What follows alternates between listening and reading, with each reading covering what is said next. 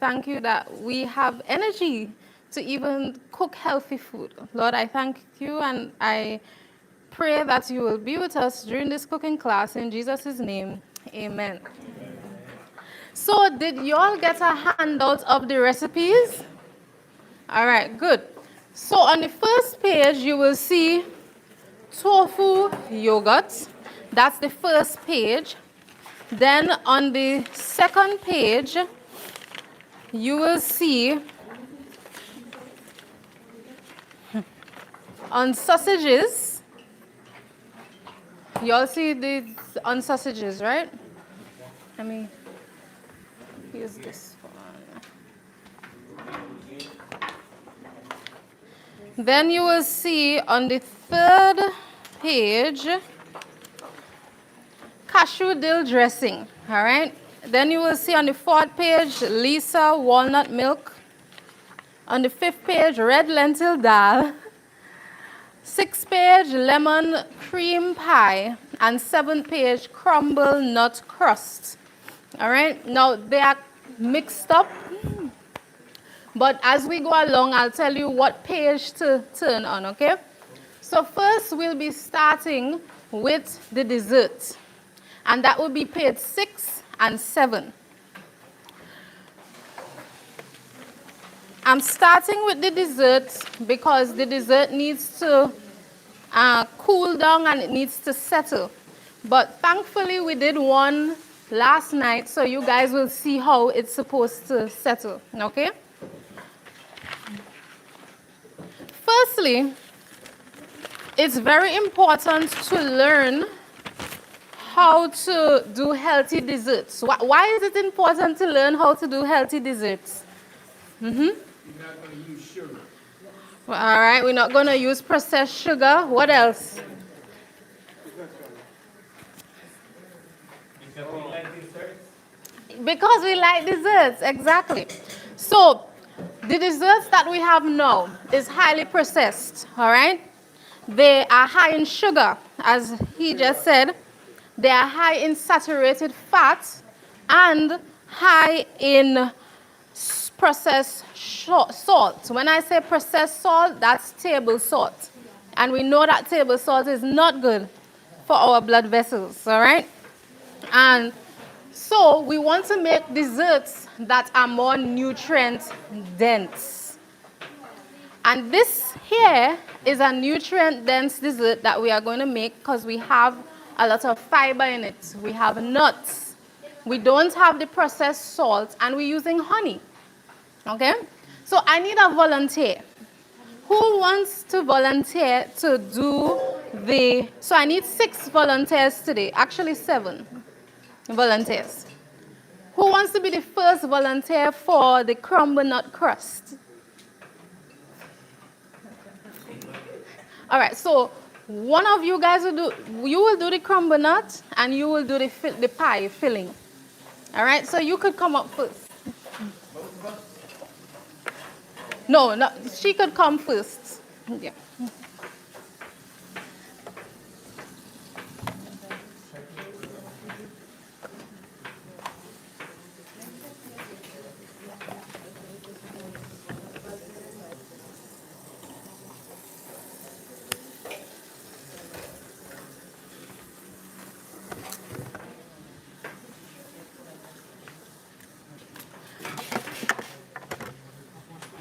Yes, wash your hands.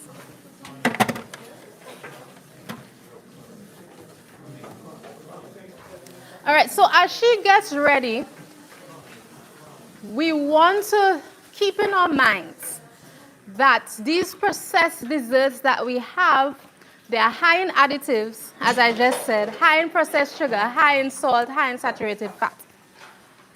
Sugar. Why is sugar bad? Because it's the other white salt. Because it's the other white salt? Yes, ma'am. Explain. It's the other white salt. Sugar, if it's refined, it's not as good for you as when it comes out of sugar cane. All right, okay. It's bleached out, and it's not as good as brown sugar that hasn't been bleached Okay, we'll go more into that later. Because it tastes so good and it's addictive. Ah, right. Sugar is addictive. That's true. Okay? If it tastes good, spit it out. No, no, no. Wait, no, we don't want to go away with that. Healthy food still has to taste. I was talking about sugar. But let's remember, healthy food still has to taste good. Okay? All right. So, sugar, what it does. What does it I'm going to explain what it does to your gut microbiome. Yes. Can I add one more thing? There's man-made sugars out there that are very bad. They don't go through your body the way God designed it.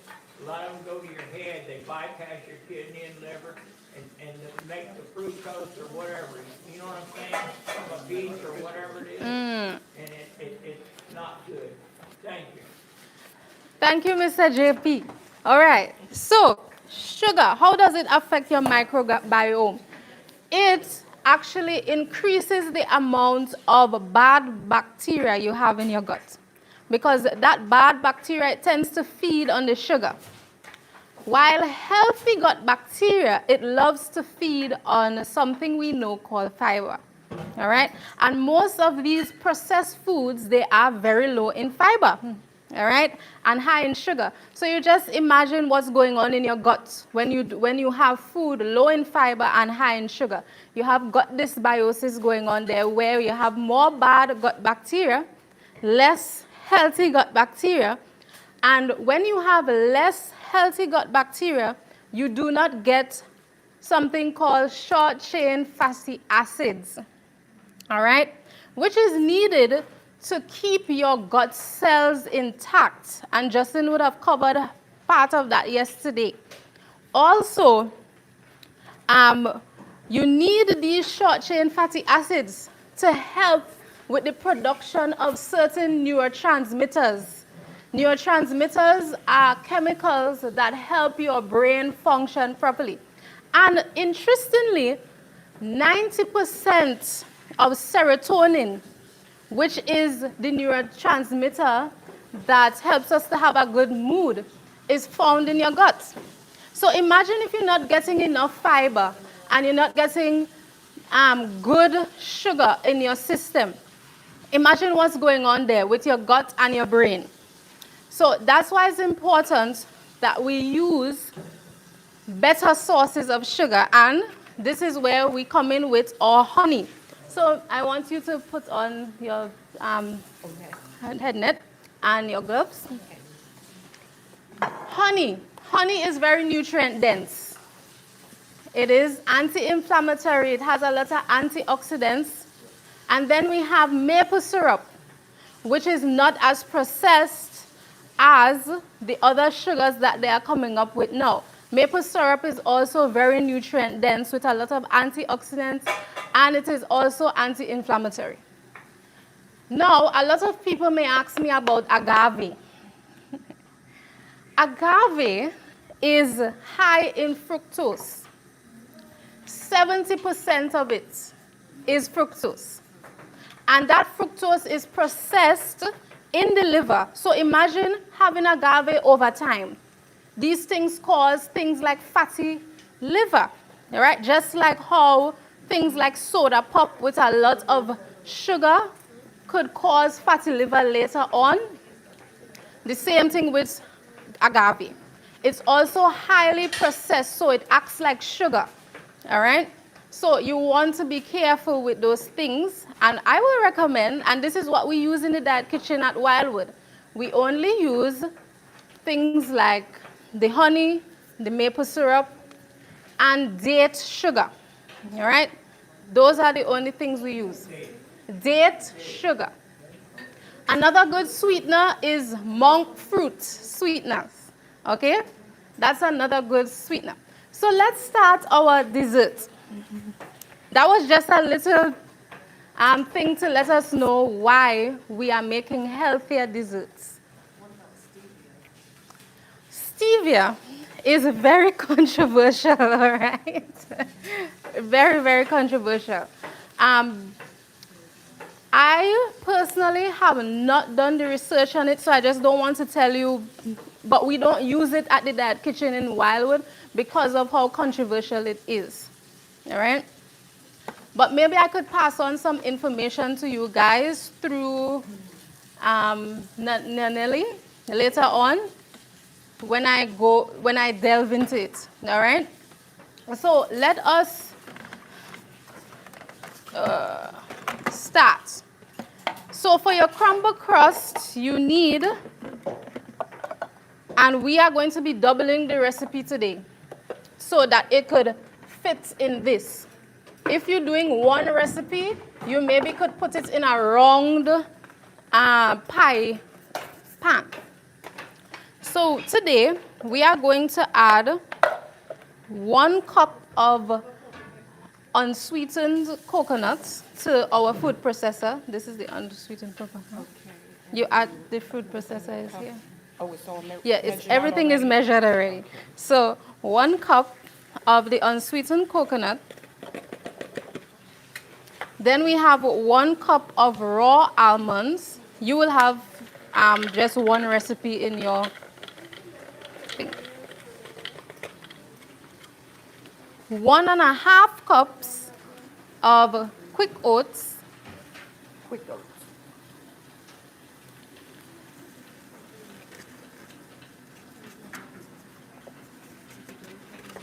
1 teaspoon pink Himalayan salt.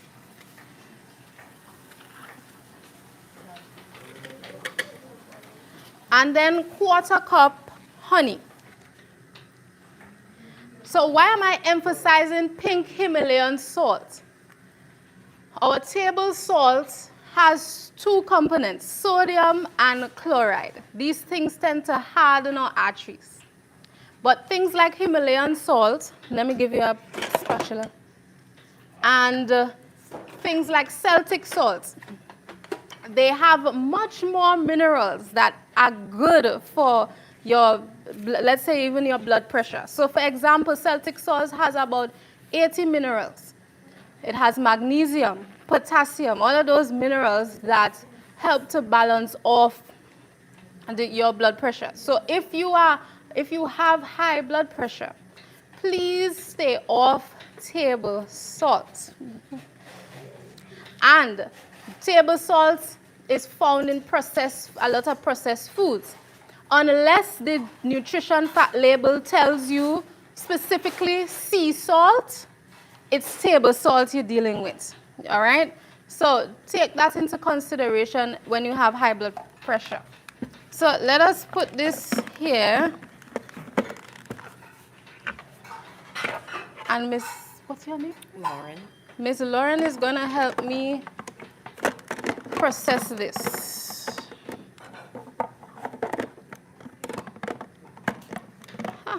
Mercy. This was good yesterday. Okay, there we go. So you're going to process it. And so the recipe says that you process it for 15 seconds. And then when you turn off the processor, we're going to test the mixture with our fingers. If it is dry and too crumbly, what we do is we add more honey to it to get that consistency that we need. But it should not be too wet. So I'll show you guys the consistency. So you could go on. And while she pulses it, I'm going to turn on the oven to 375. I'm going to preheat it. Yes.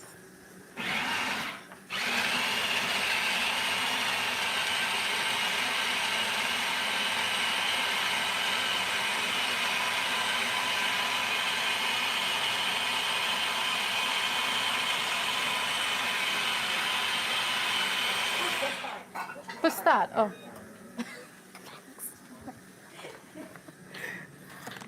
Okay, let's check it. All right, now let's show our people. Look at how, so you see how crumbly it looks? You seeing it? It's very crumbly. It should be able to stick together, right?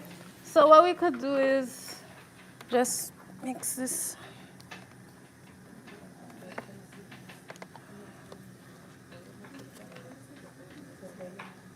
All right, let's get more honey. Where's the honey?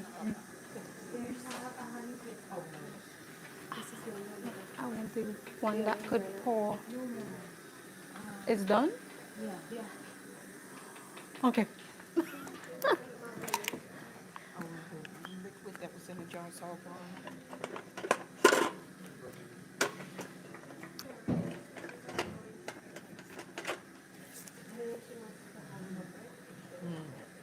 I think last night when I did it, I added about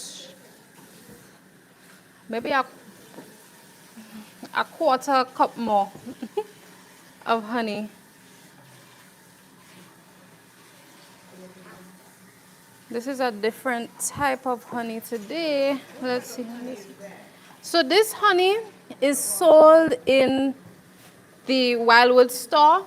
It's raw honey, grade A, US grade A. What kind of bees is made?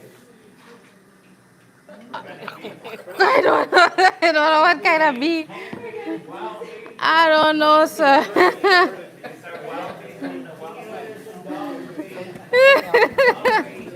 so now this was saying about 30 seconds and then 15. Oh yeah, So I did it wrong. Okay, I need to make a correction. So the recipe says blend together for 30 seconds, then you add the honey and blend about 15 seconds. Thank you for telling me. I went ahead of the recipe. I'm very sorry. Right. Let's go. Let's blend this thing. No water. You got it. should I go for 30? Yeah. Garlic and ginger together for the broth, like in the same bowl. It's still gonna go in.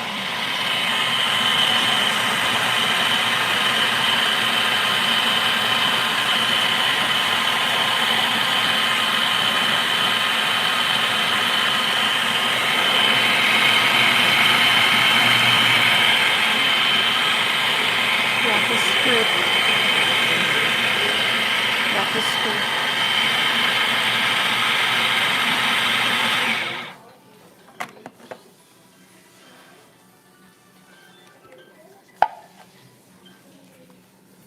All right.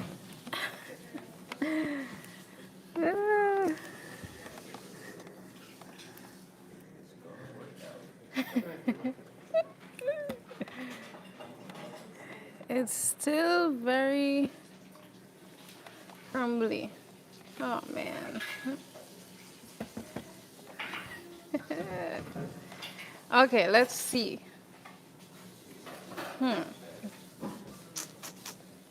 Needs a little more.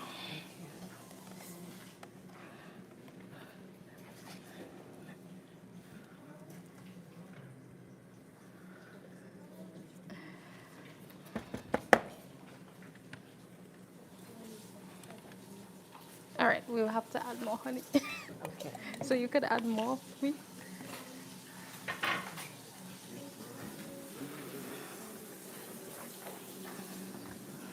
Sorry.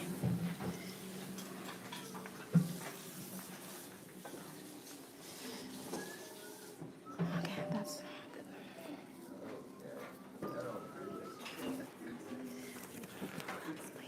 Huh?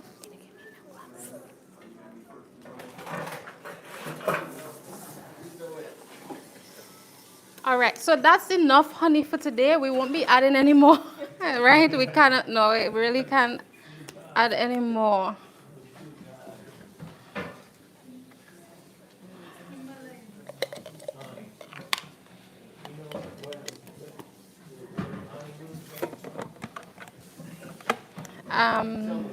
Sorry, you go ahead. 30, 15. You could do 30 again. Yeah.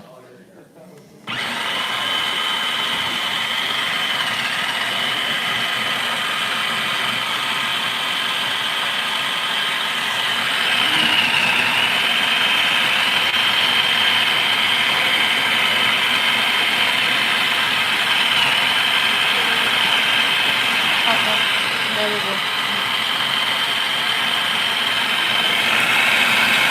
All right, let's take it over. Okay, I think we got to the desired consistency. All right, so it's holding together better. See it? It's not as crumbly as it was. All right. So now let's transfer it. To make it easier for you, use honey that you could actually pour properly. This one is very thick. Yeah, not concentrated, but it got pretty thick. All right. Could you tell us the grade, you said that's grade A? Yes. What should I look for when I go in the store? You should look for honey that is maybe mainly like around raw honey. That's good. Or like organic, that kind of honey. Or even if you could get from your local farmers, even better. Yeah?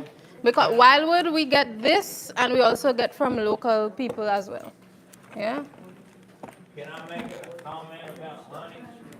Yes. Honey is made usually, and a lot of places they have to put it on by what type of flower they make it from. The orange blossom, or the orange blossom, they make the honey from that.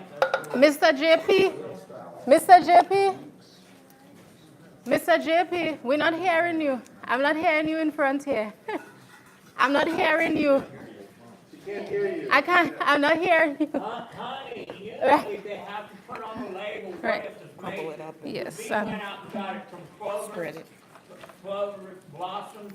They make it from orange citrus blossom.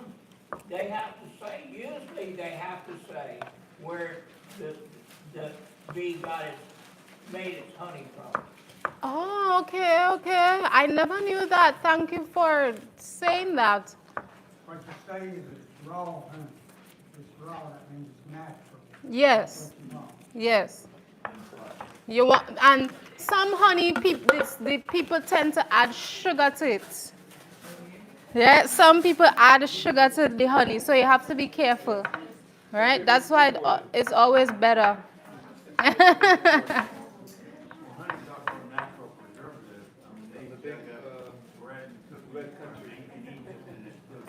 A natural preservative, yes. So let's go to the next step.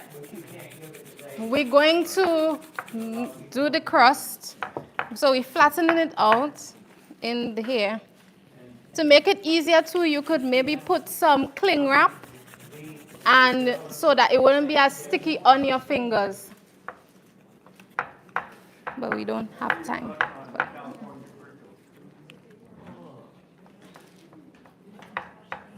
You want it as even as possible.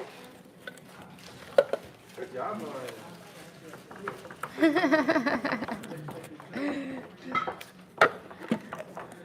gonna make this for 7?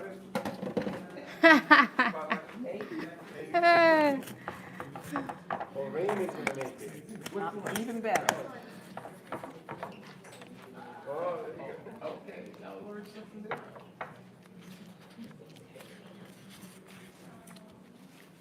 All right, good job. So maybe we could just flatten, even it.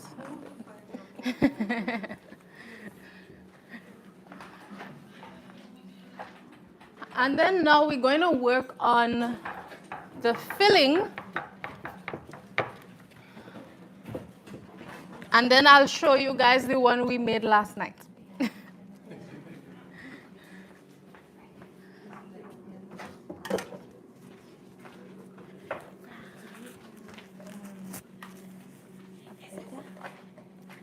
We don't have paprika. We maybe didn't have.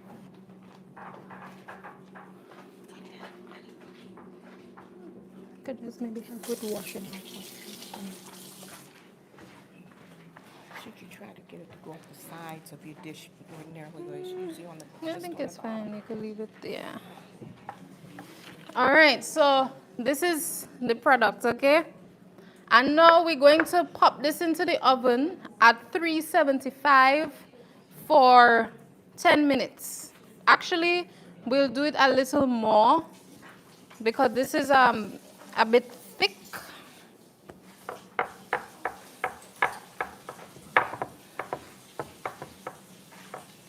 Thank you so much. All right.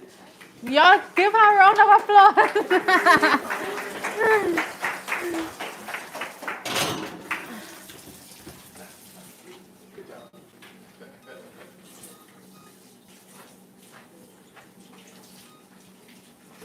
Okay, now we're going to make the filling. So you could come on up.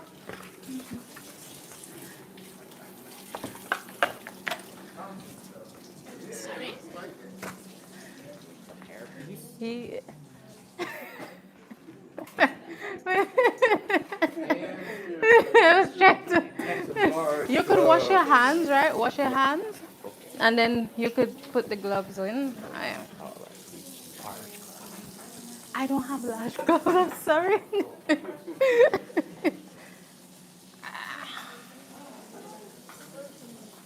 You know what? No. I got it.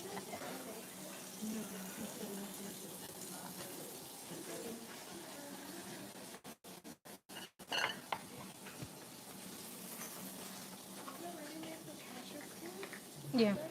In that.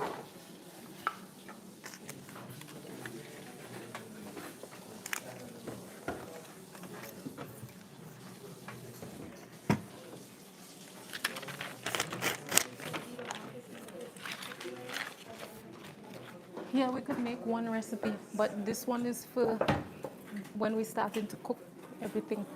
This that I made. So we need The 2 cups, what you told me, right? The 2 cups of so we 4 cups. still need to make. No, just measure the half cup, 1 cup. Yeah, So this stays the same. yeah.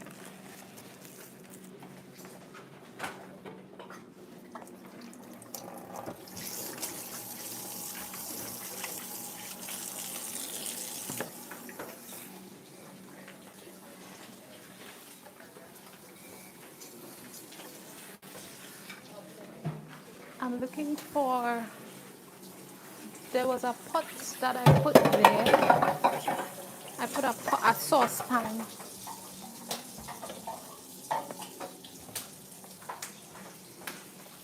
Where's the saucepan that was here?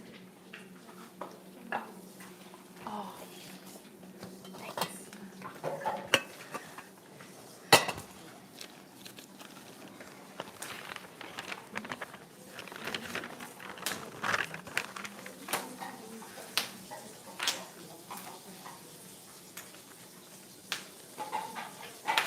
Ready.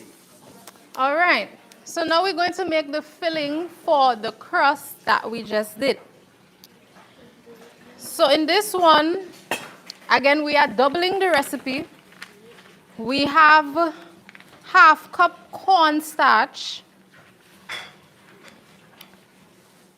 1 cup orange juice, 3 cups pineapple juice, 2 cups of coconut milk, half cup honey,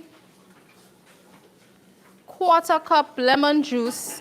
This has lemon extracts, but we don't have lemon extract today, so we're using lemon peel. And then we have salt. Now, with this recipe, it's quite healthy, but I want us to keep in mind, when dealing with coconut milk, we have to be temperate with coconut milk. All right?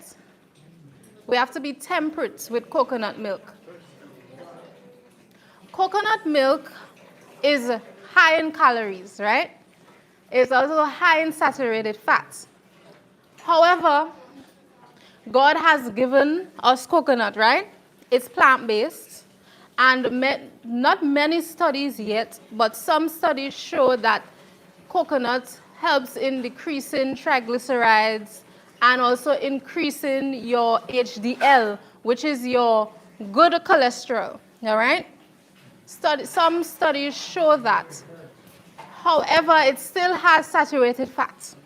So it needs to be temperate in it. What is temperance? Judgment. Exactly. You use it moderately. So you're not going to be using coconut milk every day or in every recipe that you do. Back in the Caribbean at home, we put coconut milk in everything. In, in our curries, in our rice, in our stews, everything. It's like all callaloo, everything. We have to be moderate with the coconut milk, please. So like a recipe like this, let's try it on a Sabbath, for your dessert. But we still need to understand that it still has a lot, it's fatty, all right? Now, coconut milk though is high in potassium, all right? Magnesium. And these nutrients, potassium, magnesium, and calcium, those three nutrients, they are very good for people with high blood pressure. All right? Those are the three nutrients you need to own in on. So that's why a whole food plant-based diet is the best diet to go on when you have high blood pressure, heart disease, diabetes, a whole food plant-based diet. So let's start this dessert. In a medium saucepan, we're going to place our cornstarch. Okay. Oh, you're placing it in here. Okay. I was just showing the audience.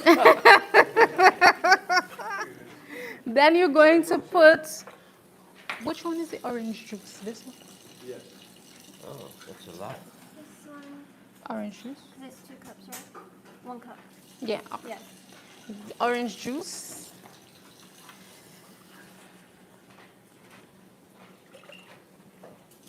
And then you're going to stir this together. Okay. With the whisk? Yes. Until it's dissolved.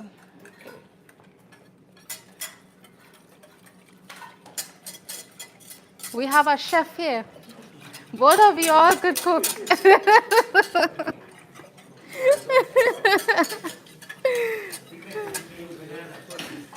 I used to be a bachelor.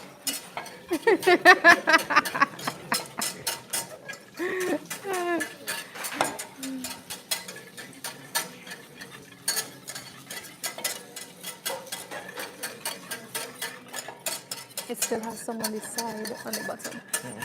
Okay. All right, good. Then, when he's finished with that, he's going to add the remaining ingredients. Oh, how's it look? That's good. All right.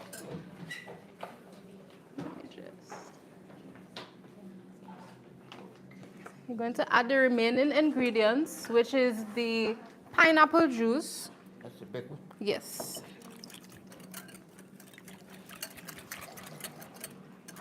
This coconut milk is a little lumpy, so. Then you add the coconut milk.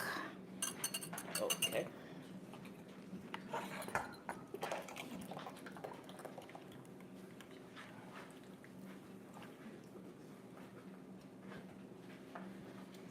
The honey. This is the honey. This one. Okay, where's that stirrer? I mean, that. Spatula.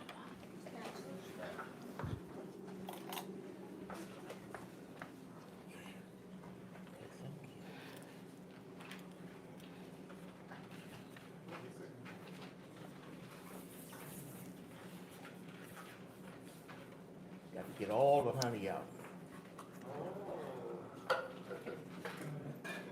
And another thing I forgot, anytime you're looking at your nutrition fact labels, you may see something called beet sugar on the label.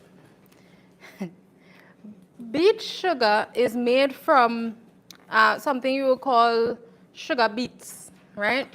And most of these sugar beets are genetically modified. So you need to look out for that. Okay, look out for that all the time. So that's why it's always good to stick So your nice natural sweeteners, all right? And that are more nutrient dense than the other ones that might be processed. Then we add our lemon juice, lemon extract, yeah, lemon juice.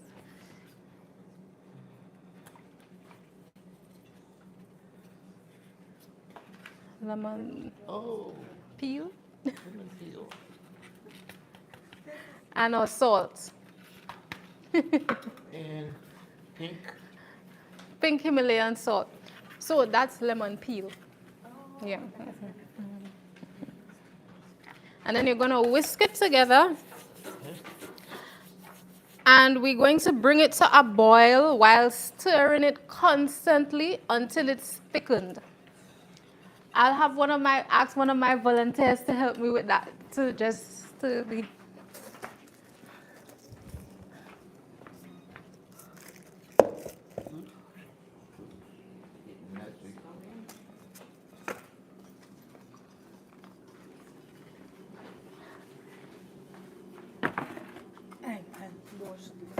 Yeah.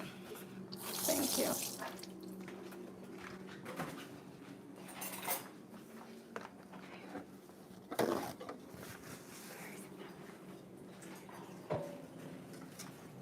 All right, that's good. Yes, one of my volunteers she will go ahead to stir it. Okay. Yes. Professional. Okay. Who's the volunteer? All right. So let me show you the product.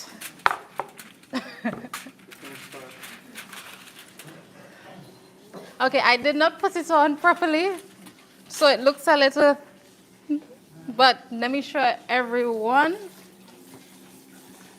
the consistency. So it should be like that. Yeah.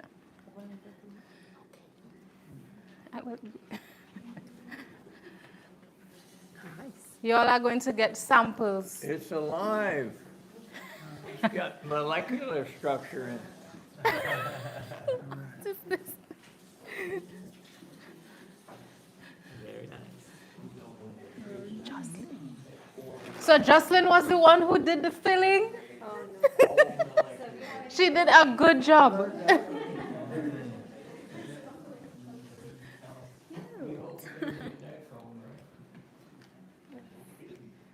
You saw it?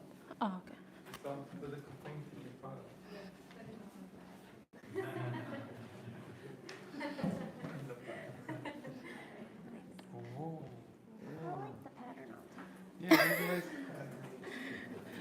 I did not put it on smooth, but anyway, y'all will taste this later on. Yeah. Thank you so much, sir. All right, now we need another volunteer. We are going into. So that was desserts. That's a dessert that you guys could do for the Sabbath. All right, we will normally do this one for our guests, or a carob cream pie on Sabbaths, okay? Now, this is not an everyday thing. Please, remember coconut milk, okay? Now,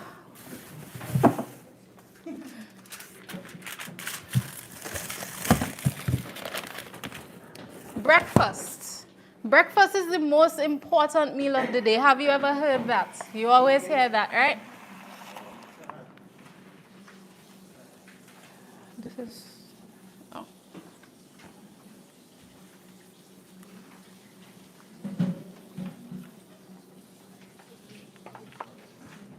So today for breakfast, we're going to be doing tofu yogurt, which is very simple. Very simple, right? We're going to be doing 4 recipes of it, though, so that everybody could taste. Then we have something called unsausages.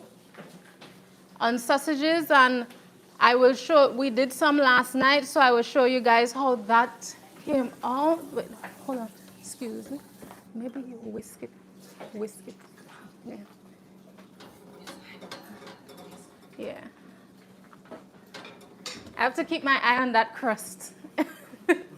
All right. So on sausages. Yes, we did some, so I'll show you how it's supposed to be.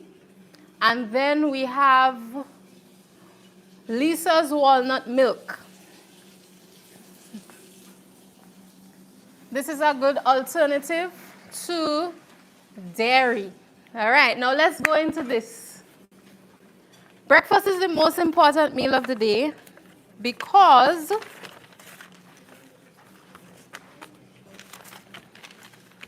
all right, so as the day goes on, this is when your metabolism gets slower and slower and slower, okay? In the beginning of the day, this is when your metabolism is at its highest. This is when you need food. This is when you need to break your fast, all right? So for example, back home, we do the opposite. We don't have supper or we have some tea because Caribbean people like to say the tea helps to break the gas, right? Anytime we have gas, they say we need tea. That's a whole different story by itself, right? So we don't have breakfast. And then supper time is roti, bus-up shots, chickpea curry, pumpkin, the whole works. Your body does not want all that food in the night. In the night, that was made to go to bed. You have to go to bed in the night. You don't need so much energy for the night, you know? And then again, that's when your metabolism is slower, so it's not going to be burning so much things. So breakfast is the most important meal of the day. So breakfast should be high in fiber. This is where your fruits come from. This is where you get your fruits intake at breakfast. What we recommend, and this is a simple thing to follow, at least half of your plate should be raw fruit or raw vegetable. We want you to have a lot of raw fruit and a lot of raw veggies. Then your breakfast should be high in protein to keep you full, all right? And high in whole grains. So these examples give you like what it is to have a high protein. Now dairy. Why don't we want to use dairy? Why aren't we making dairy, yogurt? Ready? Milk is for cows. No, milk is a liquid meat. It's a liquid meat, okay. And Interesting. the other thing, if it's got a liver, it's gonna have problems. An animal. All right. Have problems. Right? No. You're not supposed to eat anything or drink anything that's got a liver. Okay? Okay, so Right or wrong? I never heard that before, right? I didn't hear it I never heard it like that before. Got a face or a mom. All right. So How will you get white man? huh? I told him white man. Oh, no. The Bible says that you can eat cow. It says it has a split hoof and chew the cud. In Leviticus 11. Yes, Leviticus 11 says that. Liquid meat. Okay, so Just something practical. Dairy usually promotes the production of phlegm and inflammation. mhm. So for those of us that suffer with congested sinuses,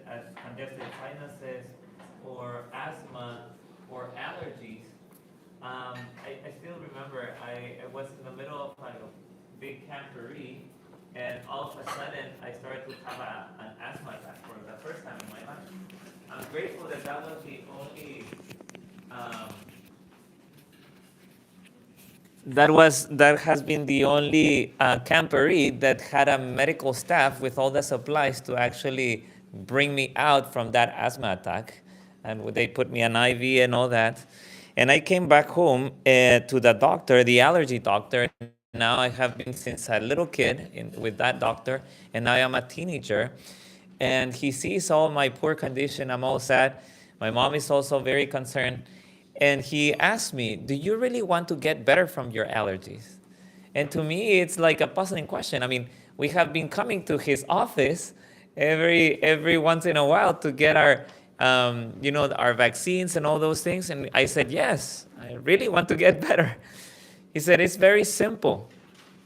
Just don't get any dairy. And I said, is that it? Yeah, that's it. That was the last time that I saw an allergy doctor in my life. I have had no more congestion in my sinuses. I have no more allergies by God's grace. And it's just because of the fact that that's the effect of dairy products in our human body. It produces inflammation, which is actually the foundation of most of the diseases. It also promotes the production of phlegm or congestion in the sinuses, and it can lead also to these situations like asthma, which is a bad treated allergy in this case. That's my little nugget in there. Oh, on the meantime, Darisha is getting ready.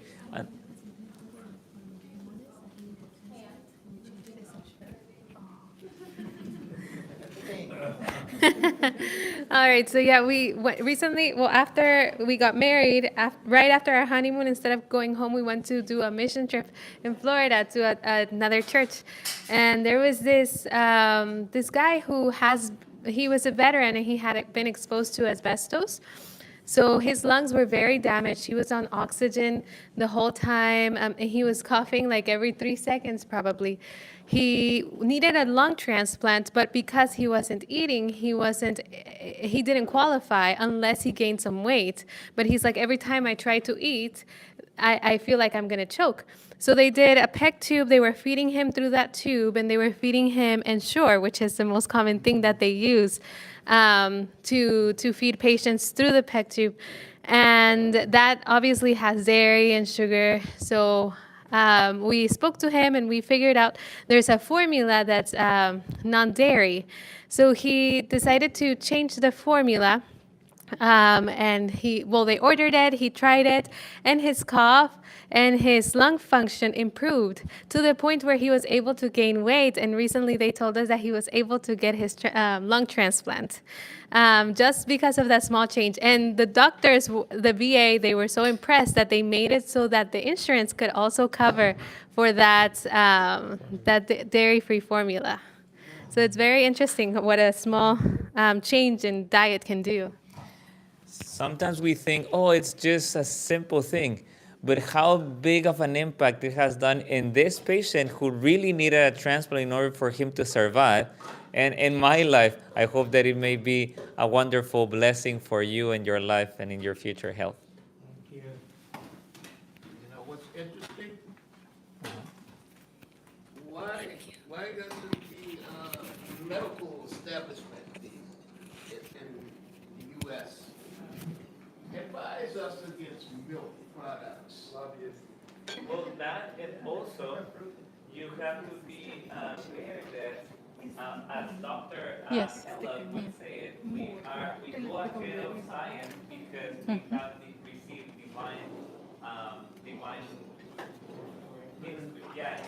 divine direction. Yeah, so be very grateful that God is very gracious with us. Yeah, so God is always good with his people.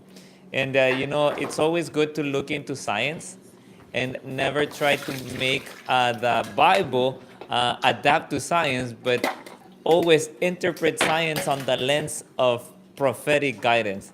And that's how we can find out how true science, it actually makes sense for our best health. And so I hope that that may be a blessing for you as Thank well. you so much, Pastor and Jocelyn, for sharing that. And you know, there are actually doctors who who are finding research on the effects of milk and cheese and meat. So what I want you guys to do is follow the American College of Lifestyle Medicine, right? They share a lot of newsletters that talks about these things. There's another thing you could go on, nutritionfacts.org, a very, very good site that shows you research, all right? That's by Dr. Michael Greger. Then we have the Physician Committee of Responsible Medicine. Look for them, led by Dr. Neil Bernard. These are very credible sources for plant-based nutrition and the plant-based lifestyle. So please look into them. The American College of Lifestyle Medicine, nutritionfacts.org, and Physicians Committee for Responsible Medicine. Very, very good websites that you can look at. There are also many plant-based dietitians coming out now talking about research, all right, on the effects of dairy. So you could find those things online. So another thing I wanted to bring out with dairy and meat and these things is that they have a protein called casein, all right, in it. And what casein tends to do, another person that just came to my mind, she wrote goodbye. She's also a doctor, a very responsible doctor who looks into research. Her name is Dr. Brooke Goldner. She wrote the book Goodbye Lupus and Autoimmune Disease. Look into that. There's also a book from called Goodbye Diabetes. He's a doctor in Loma Linda. There are so many people now that coming out with these research, and they are very credible, so that you could share it with people who might be skeptical about all of these things. All right, so dairy has the protein called casein in it. And what casein tends to do is that it could actually turn on cancer genes, all right? And what it does, it has been shown to increase the risk of those hormonal cancers, like mostly breast, ovarian, prostate, all right? Now, Justin would have talked about a breast cancer that is estrogen receptor negative. That's it, right? Progesterone receptor negative, right? Those things, the estrogen and those things won't drive those ones in particular. But the other ones, we have ones that are actually positive, all right? So dairy also has estrogen, all right? So these things you have to be mindful of. There's also something called casomorphine in milk and cheese. And what it does, it activates your opioid receptors in the brain, causing addiction and all of those things. So you want to be careful with milk, dairy, cheese, meat in general. We want to stay away from those things. So let's go into the tofu yogurt. Who wants to be a volunteer?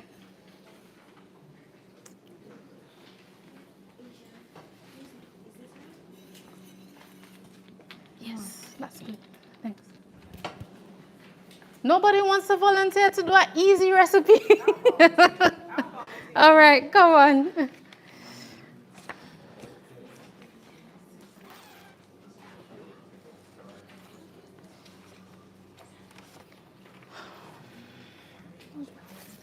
Yes, please.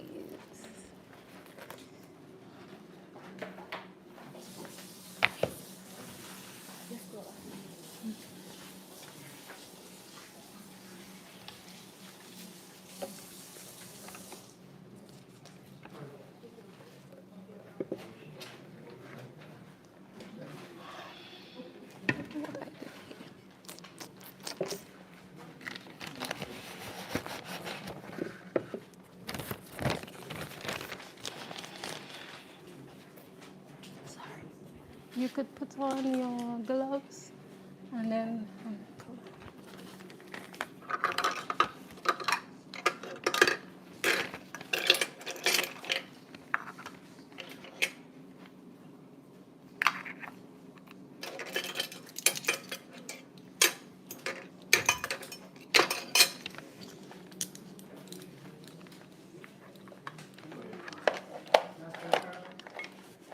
It's all right to eat a rattlesnake as long as you get the rattler off.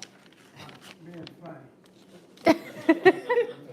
Is it a baby rattler or? All right. So as I said, we're gonna do 4 recipes. We have 2 blenders, so we're gonna put half in one and half in the other. Okay.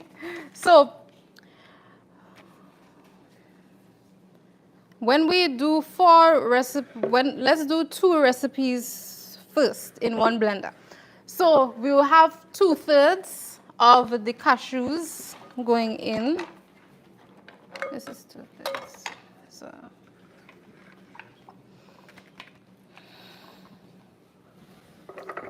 That's 2/3. this is 1/3. Put on the. While you're mixing, if I'm gonna cut out Greek yogurt for, because of the probiotics or prebiotics content, how do I get that in another form? Okay, that's a very good question. Thanks for asking that. So prebiotics, you could get them from simple foods that we have, all right? So for example, apples are prebiotic foods. They're high in pectin, all right? That is a prebiotic. Then we have asparagus, another prebiotic fruit. Onion and garlic, they have the fiber called inulin, which is good for your gut bacteria. Those are other prebiotics as well.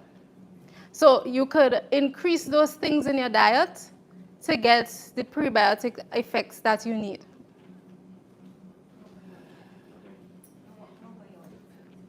Probiotics. Probiotics. I don't want to answer that right now with the probiotics. Jocelyn, sorry, probiotics. We could do with like supplementation. Yeah, we have some probiotics that we have in Wildwood. I know people like to add those Yeah. to the yogurt because the yogurt that we are making right now doesn't have any, so that could be an option. Yeah. I don't think we can get a probiotic from an animal. You know, it seems like something that's man-made. Yes or no? No, but probiotics is not man-made. Huh? Probiotics can be, probiotics are the result of, We can. Sorry, wait.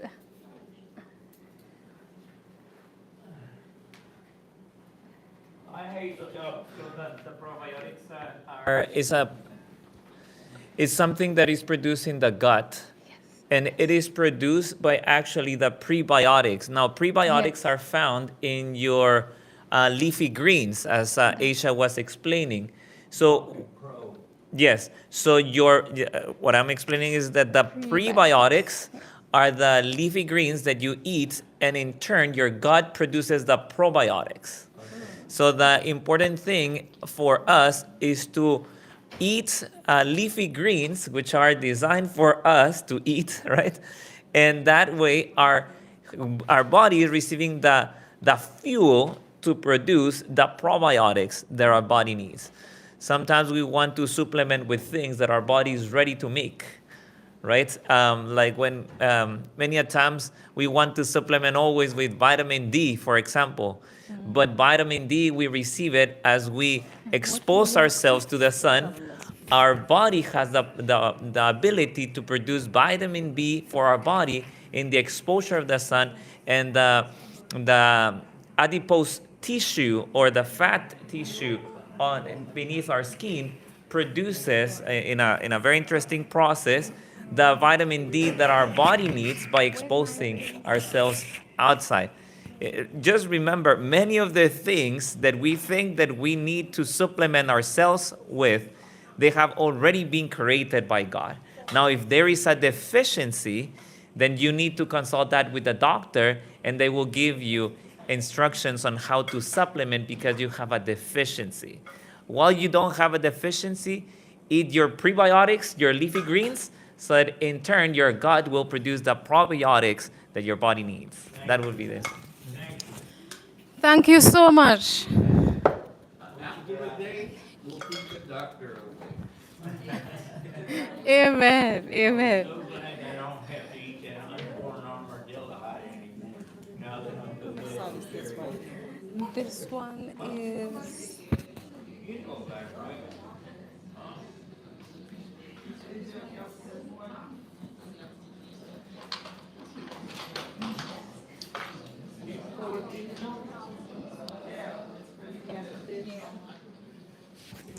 Like this? Is this good? Yes. Thank you. All right. I really I really want to thank Pastor Ishmael for jumping in there because literally my mind went blank when he started to talk about probiotics. All right. Good. So let's get back to, excuse me? I wasn't expecting. I prepared specifically for the prebiotic, but the probiotic just like, anyway, let's go back. So, tofu yogurt. So one thing I forgot to say, we need to always soak our cashews, our nuts, our seeds before we put them into anything. So they have something called phytic acid on them that normally binds onto the minerals on them, right? Causing you not to get if you don't soak them, you won't get the nutrients that you need from them basically, right? So phytic acid and your enzyme inhibitors that are attached to those minerals, they need to be soaked. Not need to be soaked, but the nuts need to be soaked so that could be removed so that you could get the maximum benefit from them. So most of them, let's say 2 hours or even 4 hours. All right? So you want to get the maximum benefit, so you soak them. Also, they help to make your sauces and your yogurts creamier. All right? So that's another thing that you could look into. So let's continue. So this blender will have 2/3 cup of cashew, 4 cups of any berries. You could use raspberry, strawberry, blueberries. Then we will have 1/4 cup of the salt. Then we will have 1/4 teaspoon of the salt.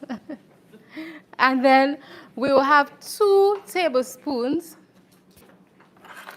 of lemon juice. This is the tablespoon, right? Yes.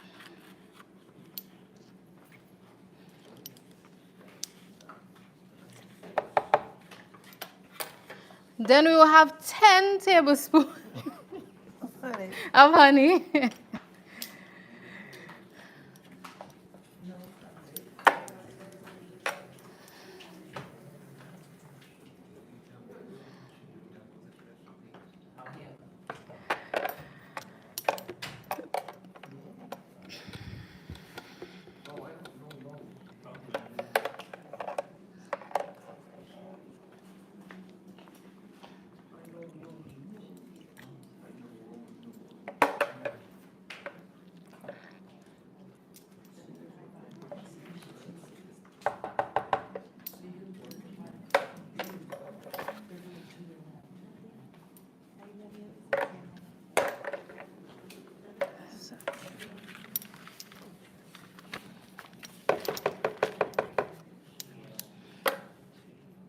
How much sugar?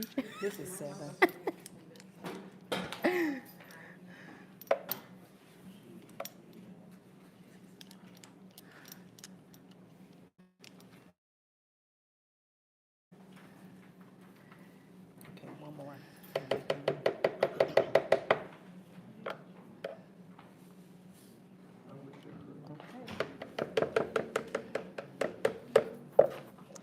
right, and then you put 2 14-ounce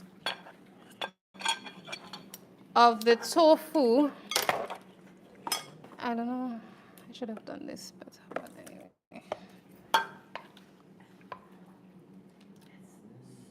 This is silken tofu, and always get organic tofu, please.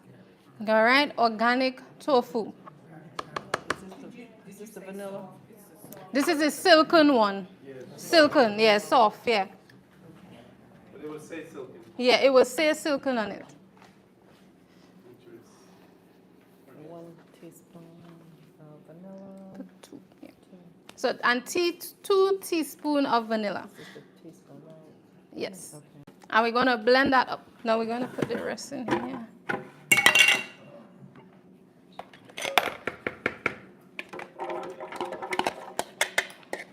So we could use that, yeah.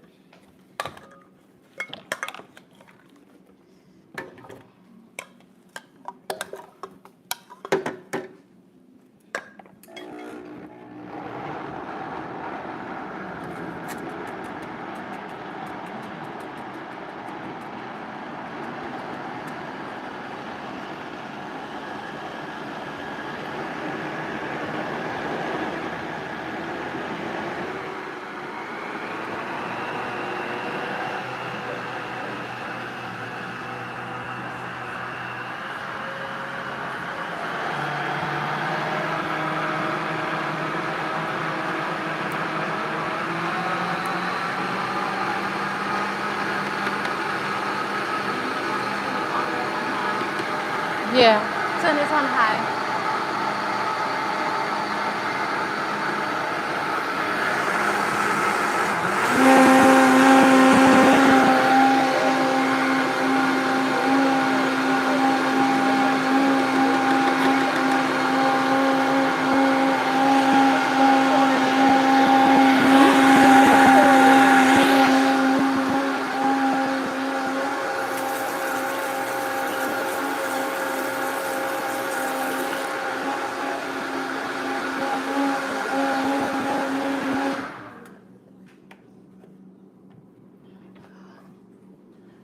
Can I have one of my helpers, please? I need a bowl to put this in. I don't know where to. Does it look good to you? Oh, yes, it's smooth. I don't know if that made it go good. Yeah.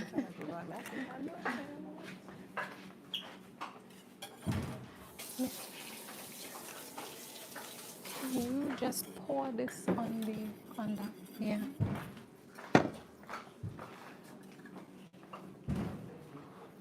Okay, she's coming out. We're going to do the next half of this. Just throw everything in the blender and then, yeah. So all of this tofu is going in. Mm-hmm. Is this the honey that's going in? Put half of this honey here.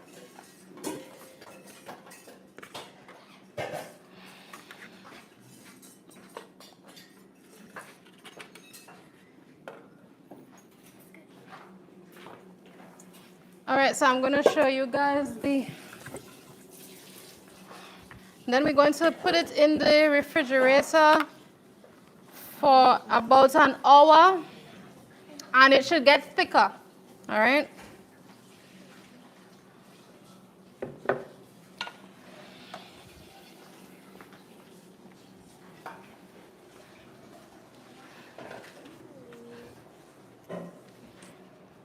You could put other berries if you like, blueberries, raspberries, or even peaches, and other frozen fruit.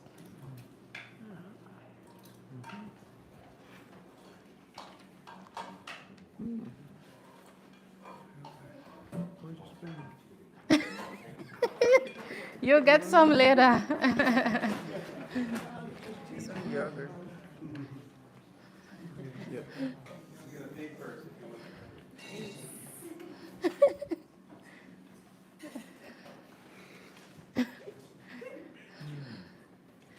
All right.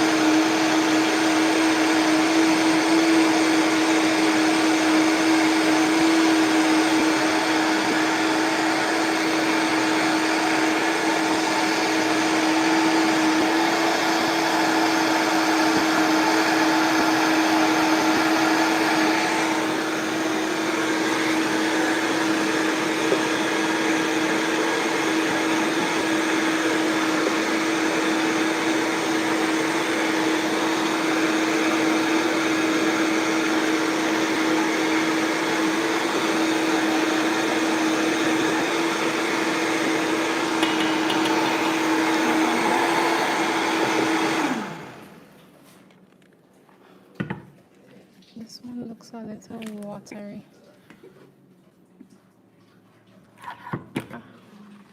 Let's see. It's pretty watery, but we'll Stir have that to one. mix it. Yeah, mix it and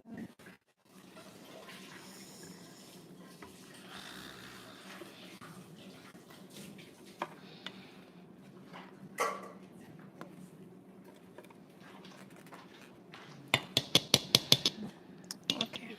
Put it in the freezer for a little bit and then transfer it to the refrigerator. Yeah. Okay. All right. So this is.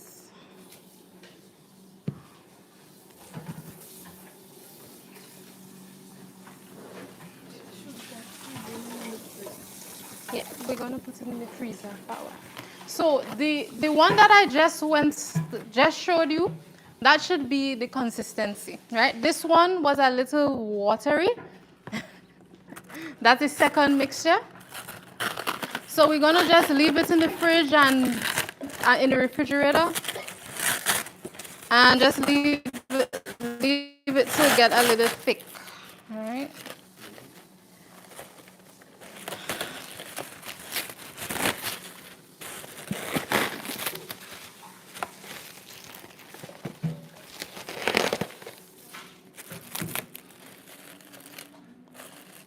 So for this one, I need 2 helpers, please, for the unsausages. Who wants to come learn how to do the unsausages? Thank you so much. You can get some.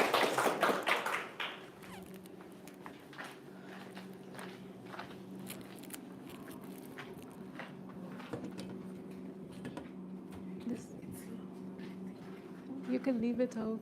Yeah. Yeah. This one could go in the freezer. Yeah.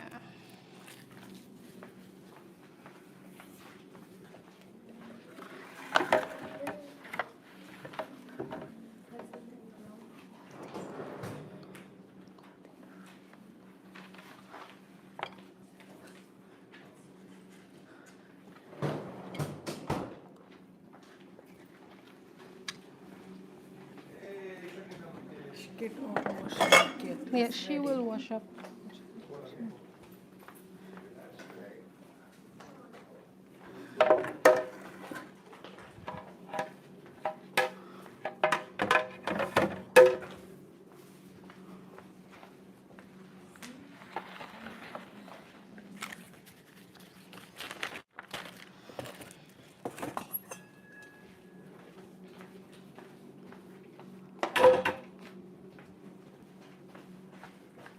Okay, so now we'd have unsausages. I love unsausages, all right? And this is a better alternative to meat, one, and to also some of the processed vegan stuff, all right, in the grocery.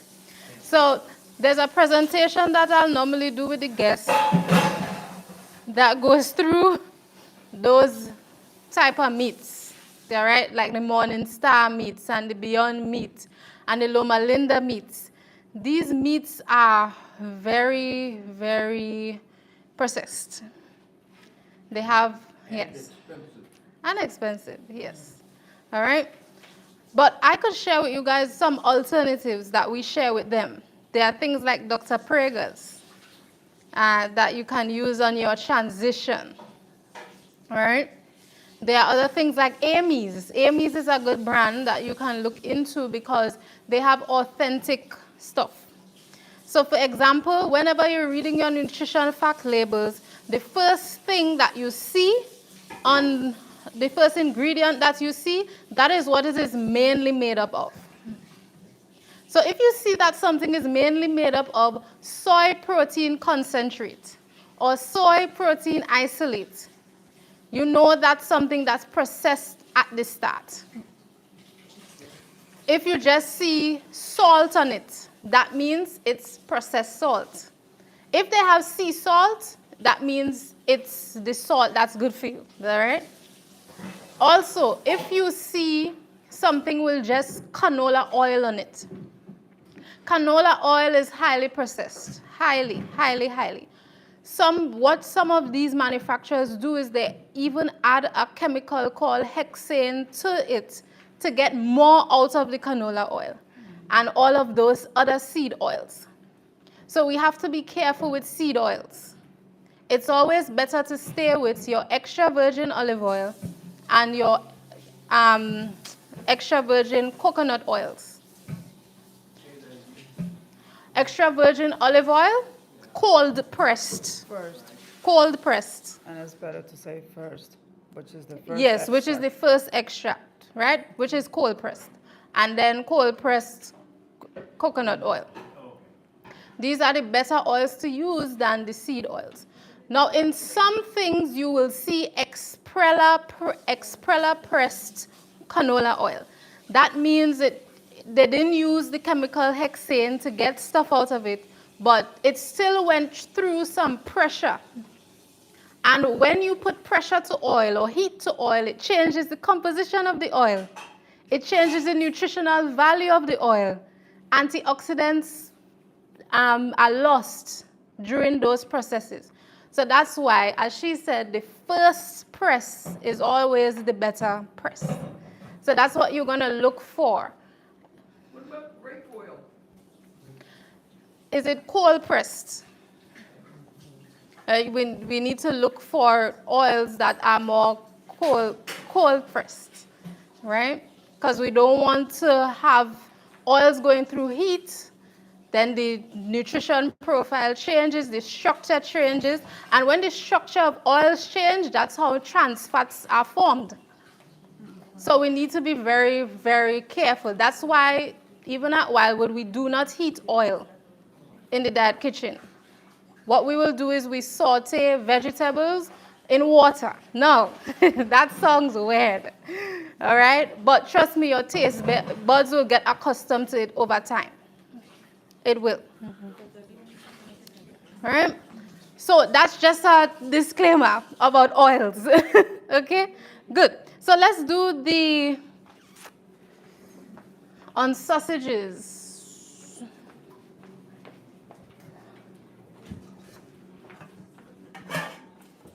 We're gonna blend and pour. So the process on sausages is we're just going to add. So we're going to do one recipe of the unsausage. We're going to put 2 1/4 cups water And here, in here.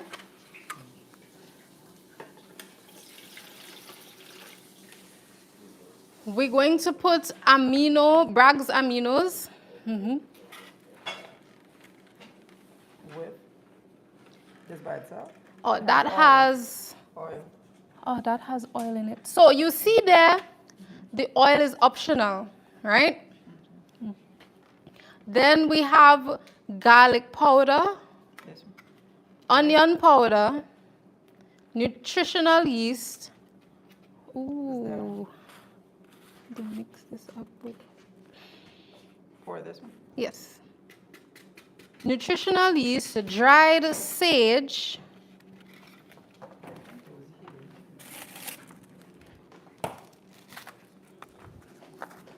Which one's that one? this is the walnuts. Okay. And then we have grounded walnuts, grounded sunflower seeds. And you pour that in. You could whisk these together. Did we not get the sunflower seed brown? Yes, so the sunflower and the walnuts will mix together. Now I need to get some more nutritional yeast. Nutritional yeast.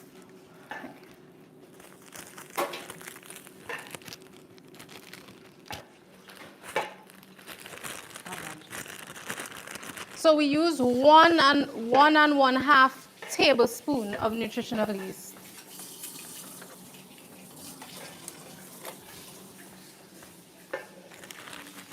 Even you want to Walmart do it? sells it now too. Excuse me? Walmart sells this one too. Say that again? Walmart. the Walmart. store, Oh, yeah, okay. sells this So one.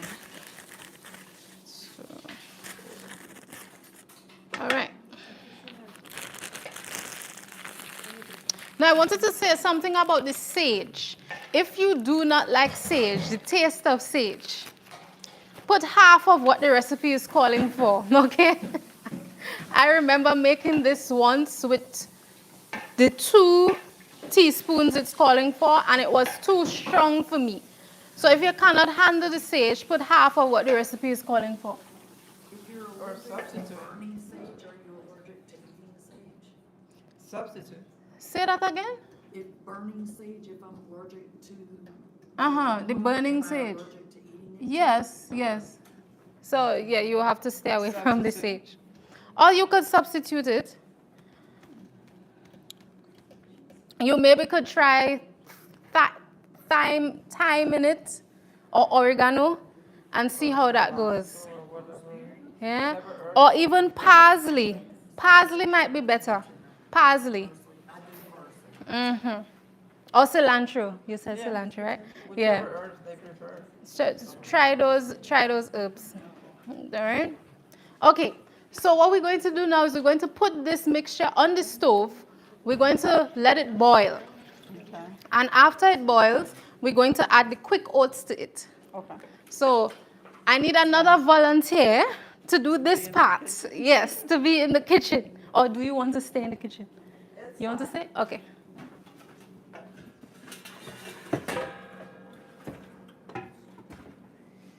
Did you turn it on?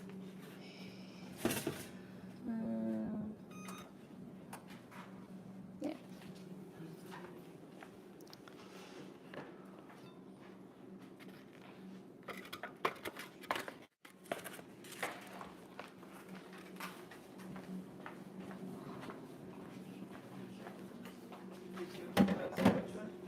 Yeah.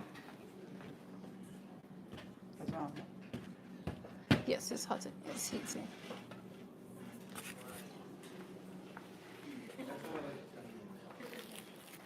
So while that is happening, we're going to do the walnut milk. Who wants to try the walnut milk?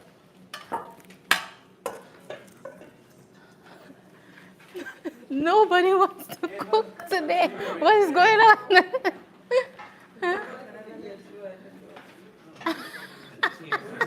No, you want to cook. Okay. Walnut milk is quite easy, and if you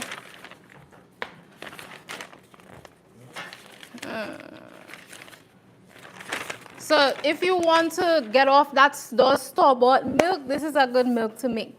Walnuts. Walnuts are good for brain health. They are high in omega-3 fatty acids. And then we have sunflower seeds, which also has the same nutrients in them. And you could also find selenium in sunflower seeds, all right? And we know that selenium is good for thyroid health. So this is a good nut milk to make. So we will be doing this recipe by 3. So we will have 2 cups of water. Sorry. This is 2 cups. This 2 cups of water. 5 cups.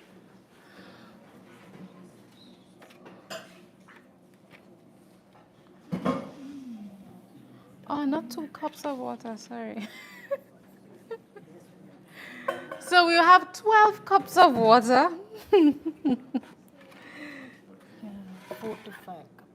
Okay, 12 cups. I'll make this is 5 cups. This is 5. Okay. That's actually good. So that we could add 1 more. We split it up. Okay. Yeah. I'll give you 1 more cup. So we have to remember how much we're putting in the blenders. So we'll put 6 cups in here.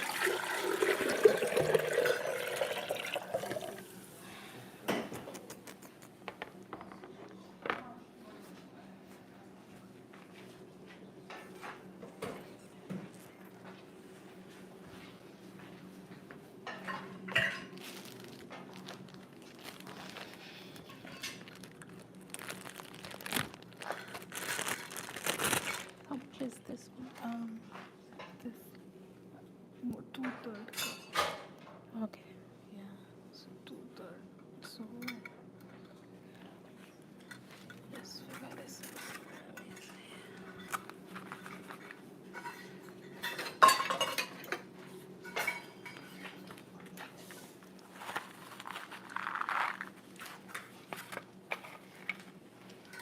one more. Yeah, we're just going to put.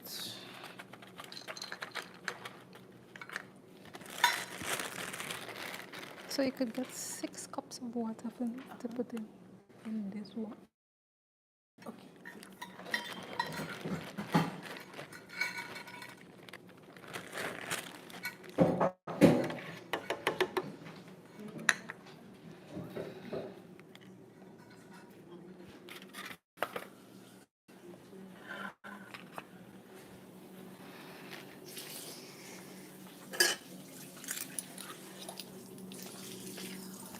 So we just forgot that, we can't put everything in one.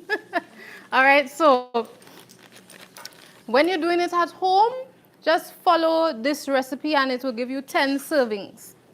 That's all right? And a serving of walnut milk is at least half cup to a cup, all right? So that's what you should get.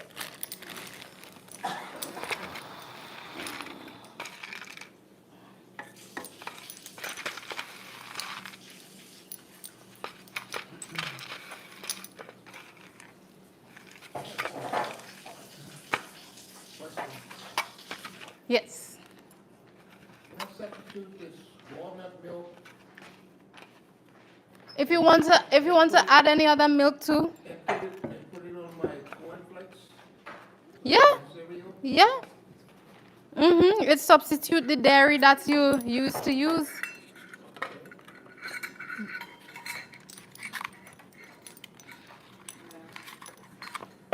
Somebody said something. So I start putting 2/3 cup walnut over there. No, this is 6 cups. Right. So put 1 cup walnut Okay. and 3 tablespoons. She thinks that it's ready for that. It has to come to a boil. Yes. So just leave it to boil. It has to boil. Like you have to see the bubbles. So you could maybe just cover it. Okay. No, it was off. We just turned it off. You turn it off. Yeah, he just turned it on now. Yeah, that you have to just leave it. Leave it so it could boil.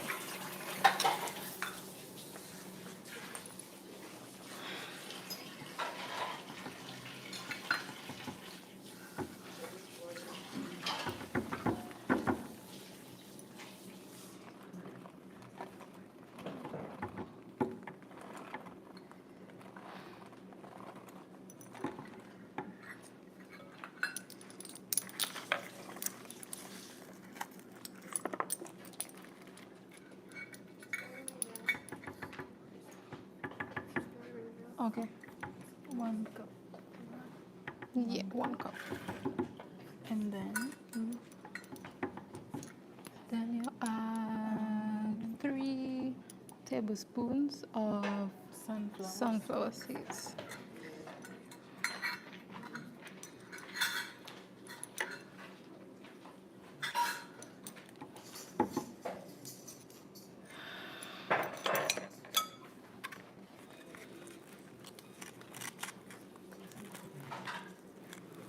This honey. This honey is very thick.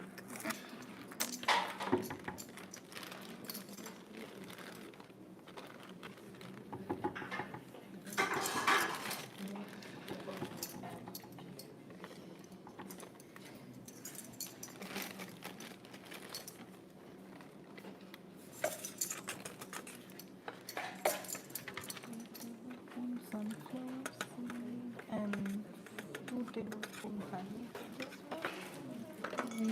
3. So the water is bubbling now. You could add the quick oats to it. How are you doing? Just whisk in the quick oats? one too? Yes. So she will just whisk in the quick oats now after all the seasonings are boiled. All right?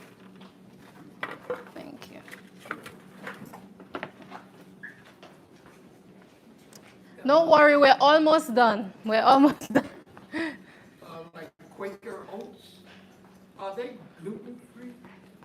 It will have to specifically say gluten-free on it. Yeah. And just a heads up, it's always better to look at your whole oats. So for example, sprouted oats, rolled oats, steel cut oats. Those things are not as processed as the quick oats, right? Because when you do quick oats, it breaks down. For these recipes, we use the quick oats because it's easier to deal with, right?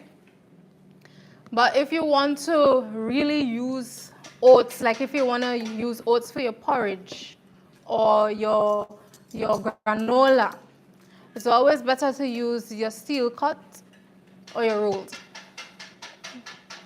Because, excuse me? Yes, the whole.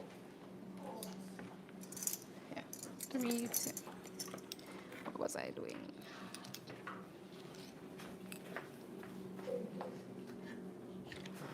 How much do you let it cook afterwards? Excuse me? How much do you let it cook?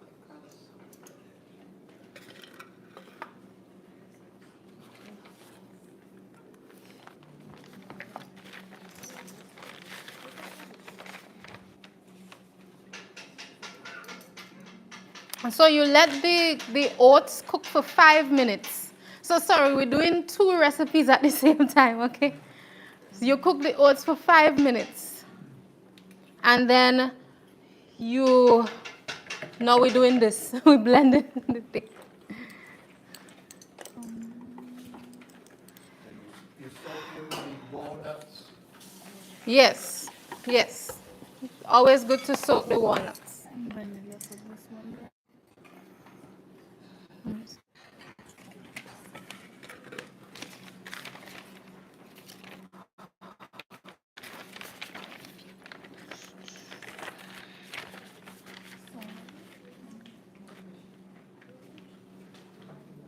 One and 1.5 teaspoon Of salt, no, not of salt, of 1.5 teaspoon of vanilla.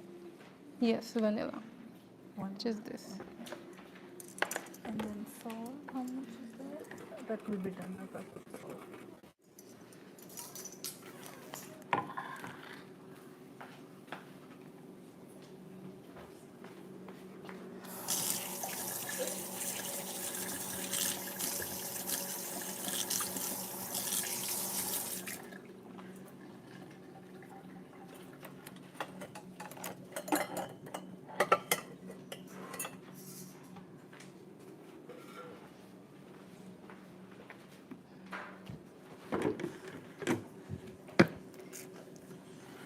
Okay, so we're just going to blend it up. And salt. You just put half teaspoon.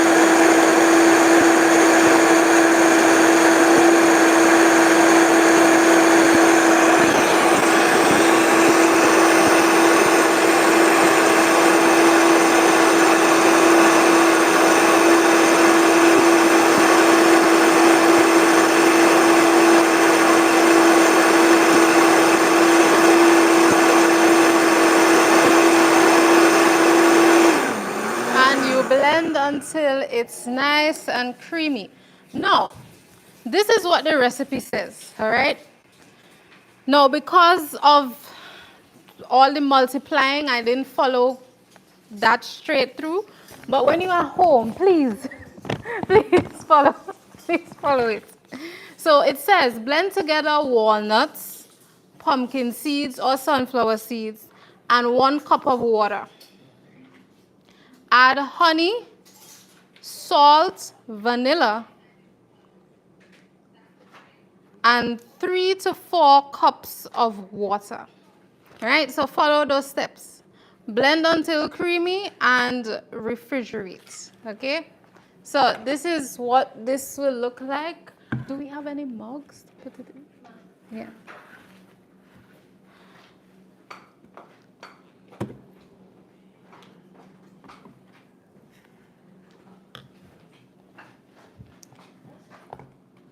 No, like a big, like a picture. Yeah, like a picture. Yeah, sorry, I call it mug at home. Sorry,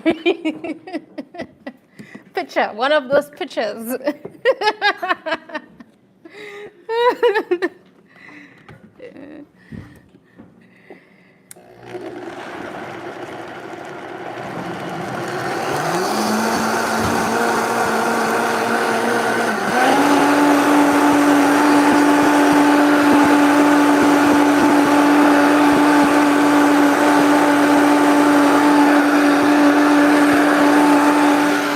Right. This could come off now. Sorry. Excuse me. Oh, okay. Ooh. More of this.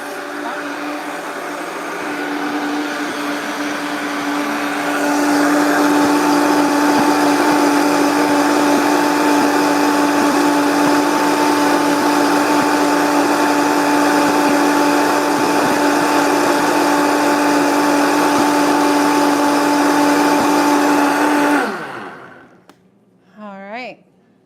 So, Talon, I'll need your help with forming the patties. Thanks.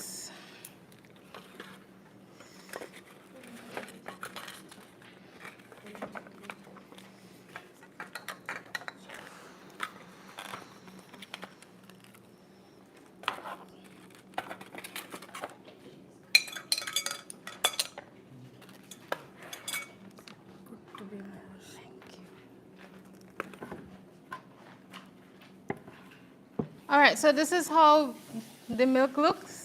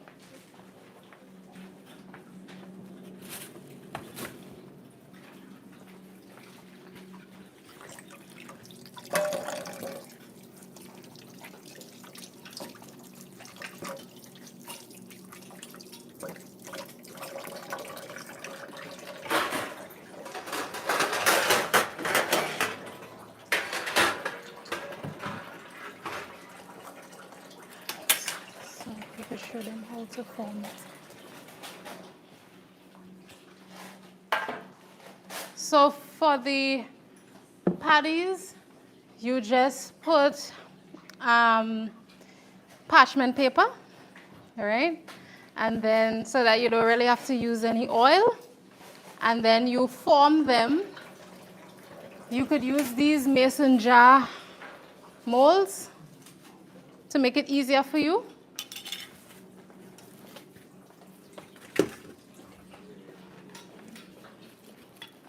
I'll just show you one and then she will continue in the background so we could continue.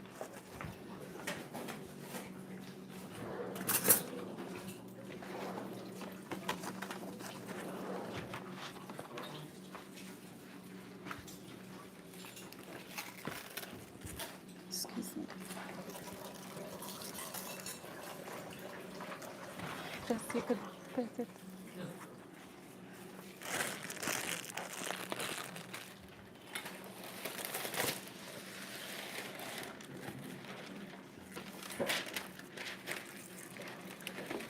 So you could.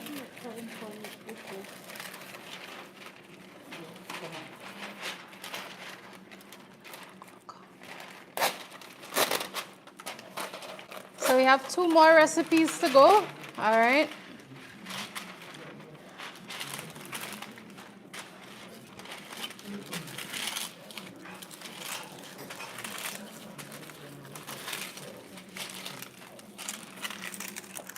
And you just form it and you put it right in there. That's all. All right. So Talon will continue this behind the scenes. All right. Thank you so much, sister, for your help.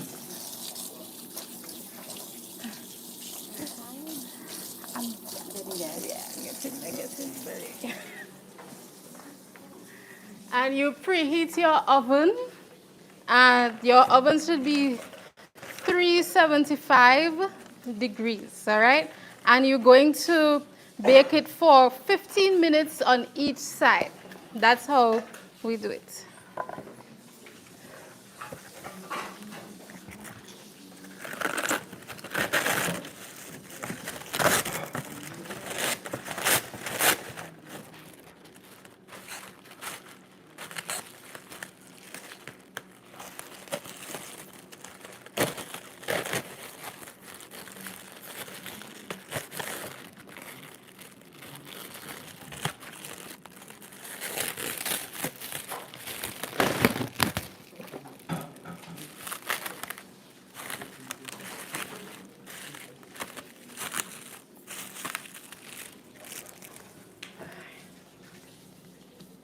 You all will get samples of this soon, of the milk.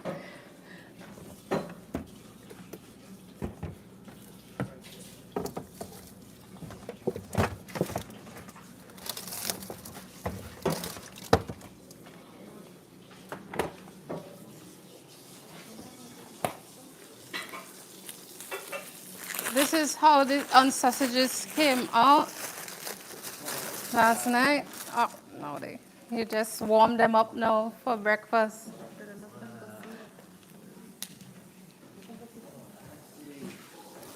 You make a big batch at one time, right? Yes, you could. And you could freeze them as well. Yeah.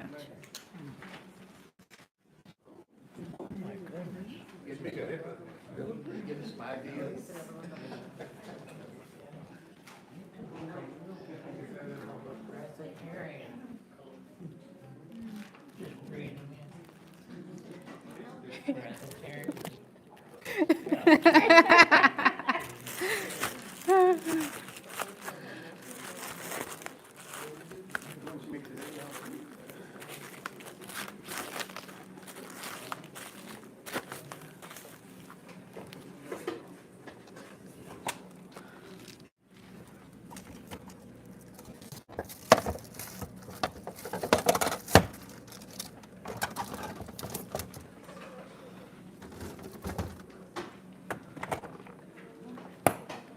All right, so we are on our home stretch. We need to finish by 12. So we're going to do the red lentil dal.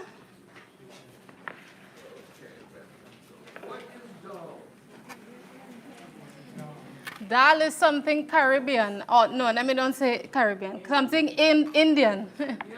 Right, where you use Indian spices. This is not exactly how we do it at home, but it's a healthier version to how we do it at home. And instead of using, at home we don't use any cashew cream or any of that. But what we will do, this is the unhealthy version. Huh? Oh, okay. Okay.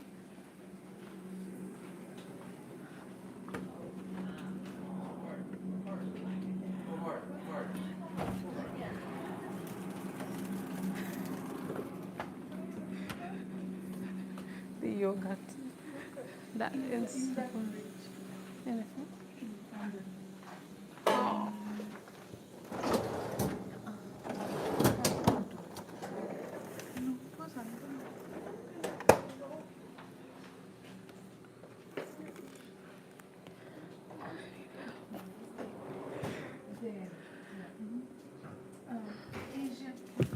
Ah, thank you.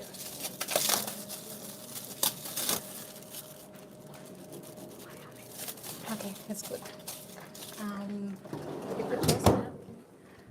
Put this in a separate thing, like a separate. You need to blend it right now? Yeah.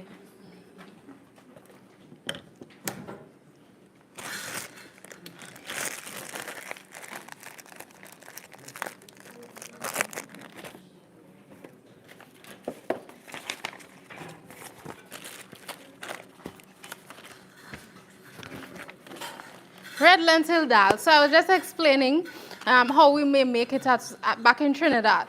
So we'll use something called cumin. We'll use the whole cumin seed and we'll roast it. And then we will saute the, like garlic. We'll actually burn garlic in oil. Now that is not healthy. Okay? So we burn the garlic in oil and then add it to the red lentils and all the other spices. Most of the times in Trinidad, we don't add veggies to it, all right? And we mightn't add a cashew cream that we'll talk about later. So this one is the healthier version, where we don't saute the oil and add veggies and all of that, okay? So this, I multiplied it by 4, but you could do it at home using 1 and it will give you 6 to 8 servings. Again, a serving of beans is half cup. So if you eat a cup, you could maybe double it, double the recipe. So we have our lentils, our red lentils, and these were soaked overnight. We always need to soak our beans. When we soak our beans, we remove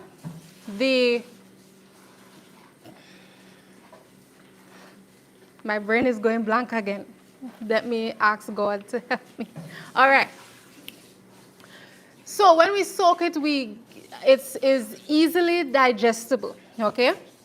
And it removes these things called oligosaccharides from your stuff so that it won't lead to bloating and gas.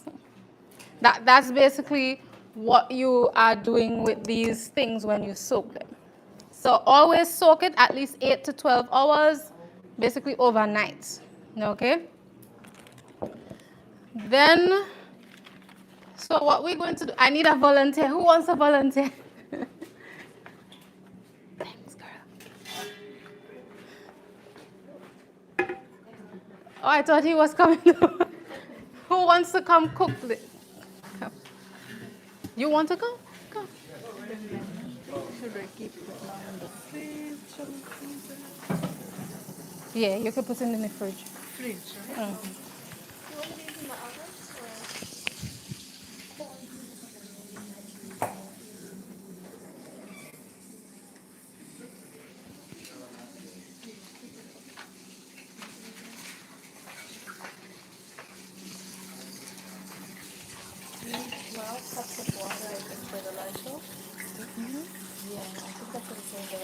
Oh, okay.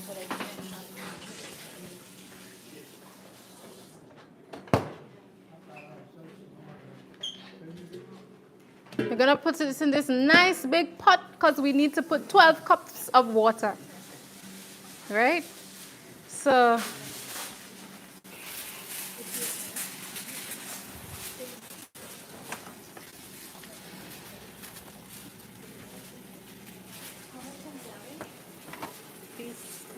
375. Yeah. For 15 minutes.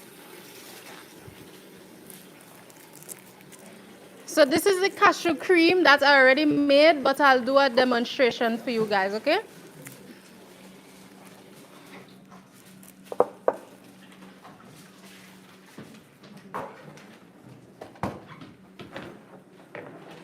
We are on the home stretch. We are nearly there. We are almost there.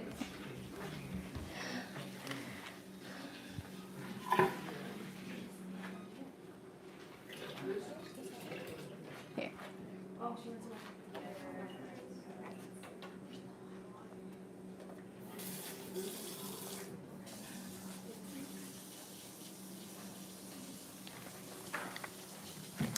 So red lentils. Red lentils are very, very good. And again, they are much better than meat. Meat is low in fiber, high in saturated fat, high in cholesterol, while your beans are high in fiber, high in nutritional value. And one thing with red lentils, is that they are high in iron, folate, and thiamine. These are all, the folate and thiamine are B vitamins that are needed for brain health, and also your folate is needed for the making of your red blood cells. It helps to form your red blood cells. So red lentils are very, very important. It's a high quality protein and it's low in its glycemic index. So diabetics, get your red lentils. Actually, all beans for diabetics are great.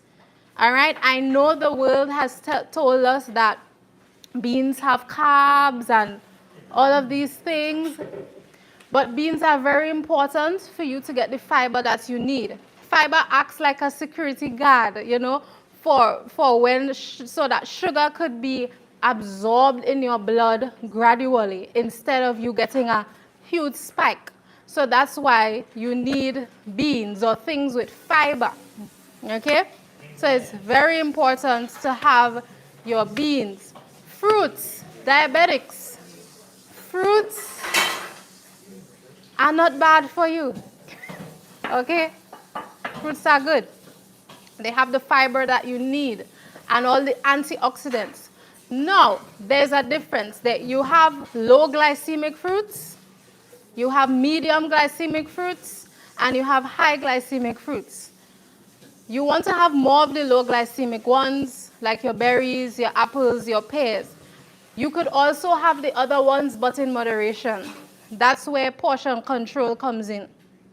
Always look at that. So a diabetic, you won't have half a plate of bananas or half a plate of mangoes or watermelon, which is high glycemic.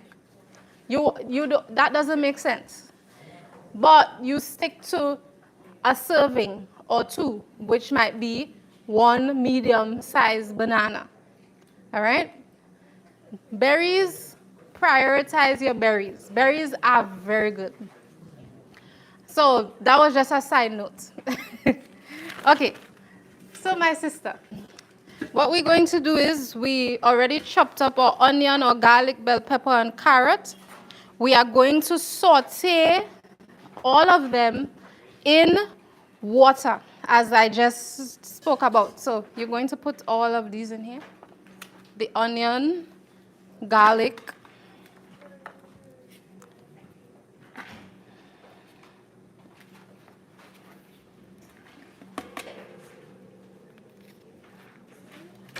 no, sorry. Good. You're going to saute the onion alone. I don't know what is going on. Right? You're going to saute the onion alone in about 20 tablespoons of water, but we don't need to really measure that. All right. So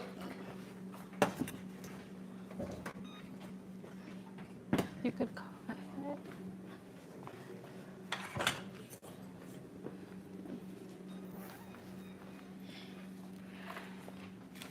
While that happens, I'm going to do this cashew cream quickly. You all have a recipe for the cashew cream, right? We have half cup soaked cashews.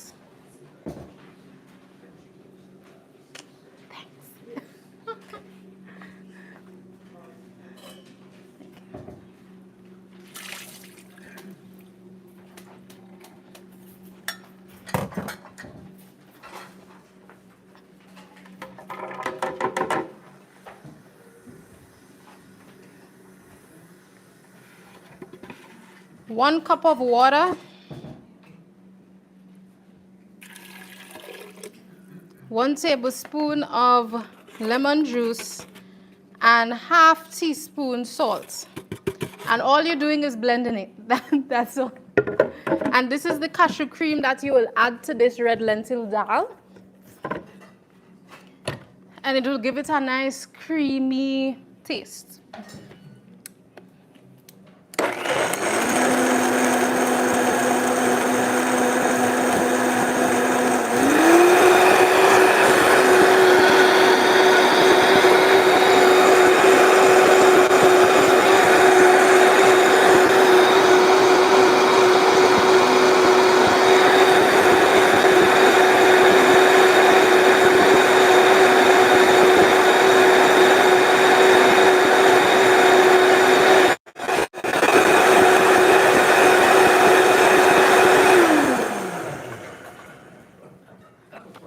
Yes. The bottled lemon juice, no good? So let me show you the bottled lemon juice we have here. That could give you an example of what is good.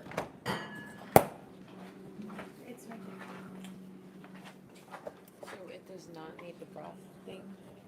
Oh yes, put some water. Saute it in some water. Yeah, it said water or broth or stock. Yeah. So this is what we sell at Wildwood, organic, pure lemon. Okay.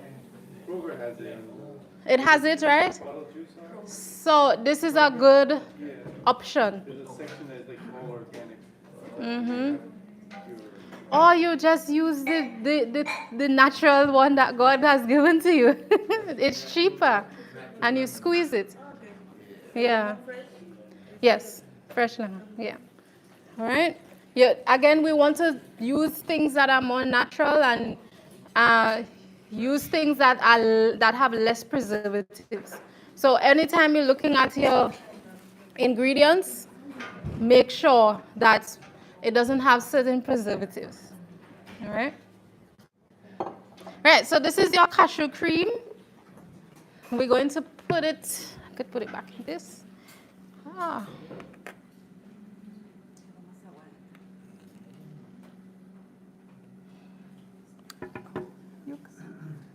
You could show all of them.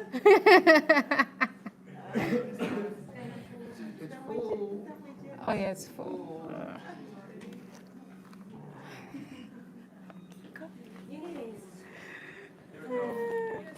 I need something to wipe. I did something wrong.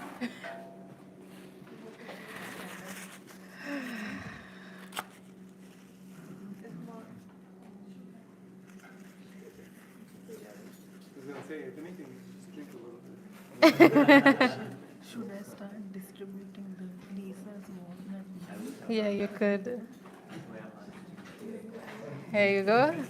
Could show everybody. Did we have anything?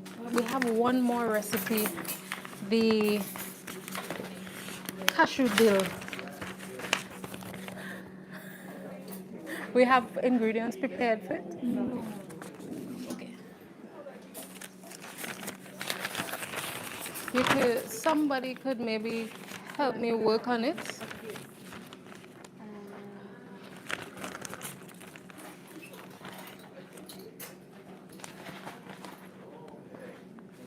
It's just 3. Okay, so for us following what I have here.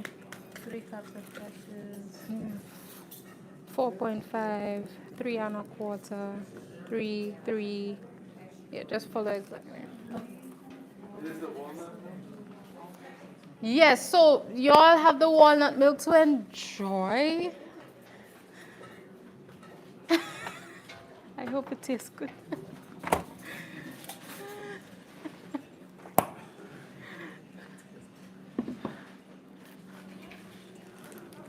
Let me taste this thing before I go up with it. I'm not gonna soak them because You don't have to soak them this time. Just. What? This is good.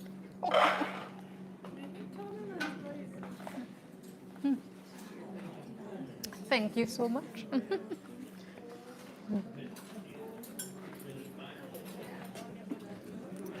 Thank you so much. Yeah. So you'll do it until it's translucent, like I think it's there already. Yeah. We have more if you all want to take home.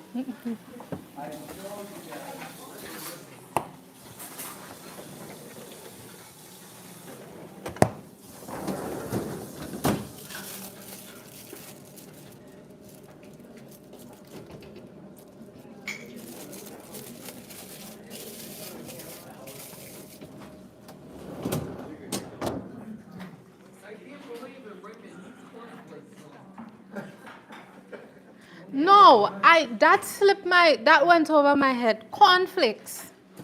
I won't eat cornflakes, brother.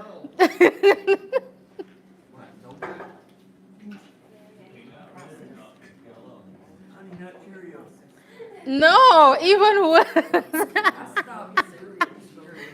All those cereals. So let me give you, you could make your you could make your homemade granola or even make some porridges. Oatmeal porridges. You could make porridge out of millet, out of amaranth, which is a grain, a whole grain. You can make porridges out of all of those grains. All right? One thing too, when you're looking at the sugar content in things, whatever you see in grams,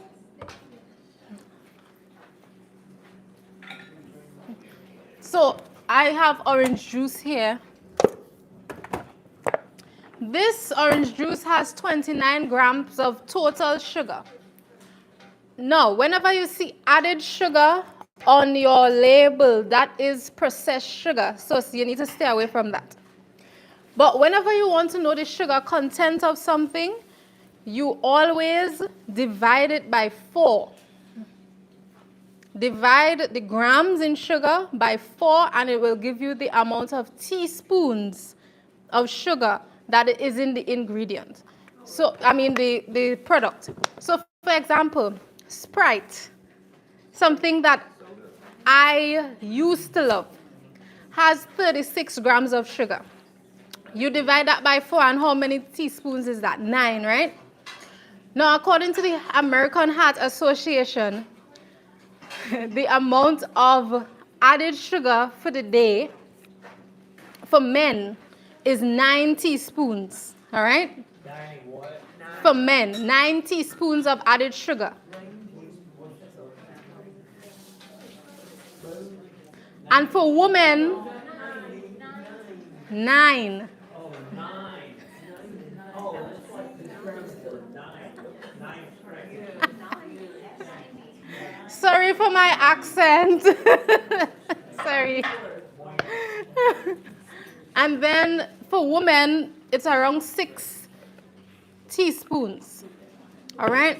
So on a standard American diet, if someone has, let's say for breakfast, they have honey, what's the name of it? Honey oat cereal. They have about, some people just have like a whole bowl, which is like 2 or 3 cups. And that has a lot of sugar. I should have researched what it is. That has a lot of sugar. Then you add milk to that. That's breakfast. And then lunch, you have a soda pop, like a Sprite with burger and fries, which have absolutely, it's just calorie dense and no nutrients. And then for supper, they go for fast food for some pizza and another soda pop. So imagine having 2 Sprites in one day. That's 9 by 2, 18. And then the Cheerios that you have in the morning gives you much more teaspoons of sugar. You're having more than the recommended amount of sugar that you need in a day. So please, guys, look at the sugar content of your stuff. Yes. Huh? My Cheerios are the old-fashioned ones with no sugar in them. They're just plain old oats. Okay, it's plain old. Look always again too, look at the additives in these things. So anything that has synthetic preservatives like BHT, these are the things that you look for. BHT, TB, Q, and there's another one, BHA. Always look for these synthetic preservatives. Nitrates and nitrates, these things are linked to cancer. Research is showing it a lot. So please look for nitrates, nitrates, monosodium glutamate. Another one I didn't mention, high fructose corn syrup. Stay away. All right? Anything with excess sodium and all of that. Right? Stay away from it. Okay, so we are here now. This is done. Yeah. So, please, that was just a side note. Stay away. You want good health. Stay away. So she would have sauteed the onions until it looks kind of translucent like.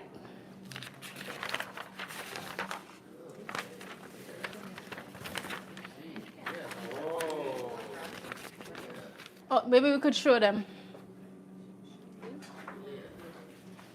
Right? Good. And you see, this was sauteed in water. Right?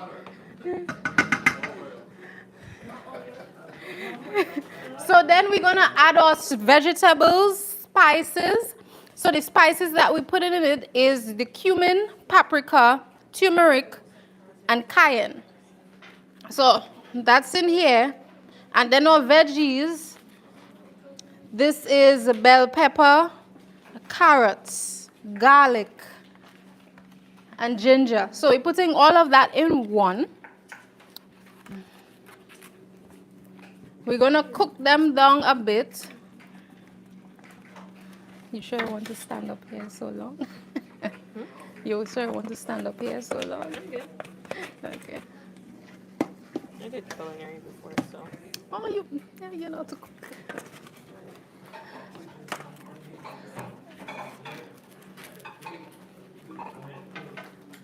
Whoa.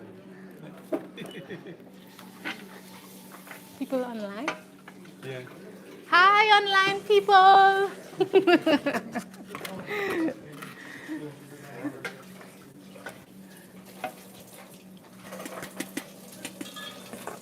And sweetener.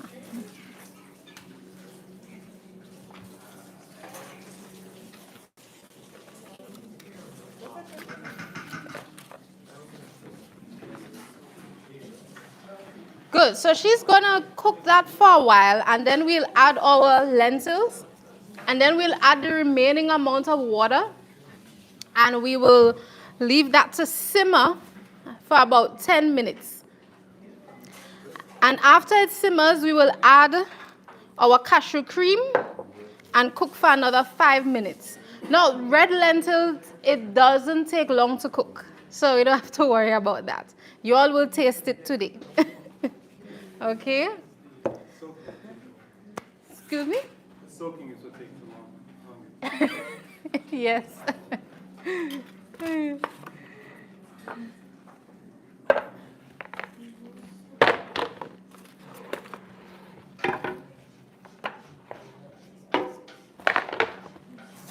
And then we have one more recipe to go, and that's very simple. That's the cashew dill dressing.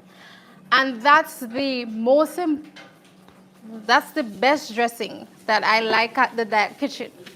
Okay? Salad dressings. Again, high in fat. They put eggs in it, high in salt and sugar. So it's always better to make your own. Always, always, always better to make your own dressings. And this cashew dressing is very tasty, and you always see it on, I don't remember what page, because it has a lot of seasonings. It has dill weed, parsley, garlic, onion powder, lemon juice. All right, it's pretty tasty. So something I forgot to mention before we move on about animal protein. What's the bad news? It's not. It's news to protect you, so it's good news, not bad news. All right? Let's change our mindset about healthy eating. Healthy eating is good, and it could taste good. And it is good news because it's protecting your cells. We spoke about cancer yesterday, right? We spoke about meat eating and how it could increase colon cancer. So I was reading something from Harvard, a publication from Harvard, and they actually said that Americans are eating 20% more than the recommended amount of protein that you need. And that's not good. We need protein, but not too much protein. When we eat too much protein, we are giving our kidneys too much work. And that's why we see a lot of people coming down with chronic kidney disease these days. Because the amount of protein is high in your diet.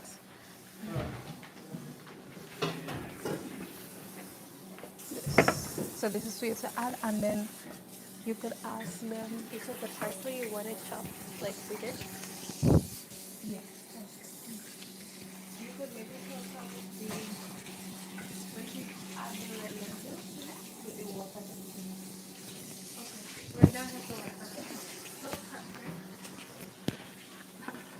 Yes, sir. What's the good protein? Good protein? Right. Now the good proteins. Yes, the bad protein, animal protein. The bad protein is animal, plant-based proteins from your beans, your nuts, and your seeds. All right? I guess he wants to know, what's the worst animal protein? All of them. All of them. All of them. All of them cause, just like dairy and cheese, they cause inflammation in the system. So let's go down into that. Animal protein is acidic, okay?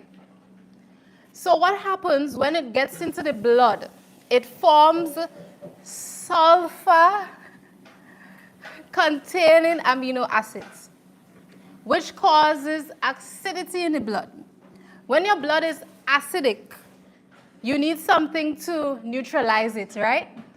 So the body naturally goes to the bones and, pulls out the calcium from there to get it neutralized, right? To get your blood neutralized. That is what it will do. So anything with animal protein, that's what it does. Actually, go into the research. That's why I said nutritionfacts.org, they go deep into research about those things. And you will find that what we learned, that, we must drink milk and eat cheese and all these things to get calcium. All right? No research is showing the opposite.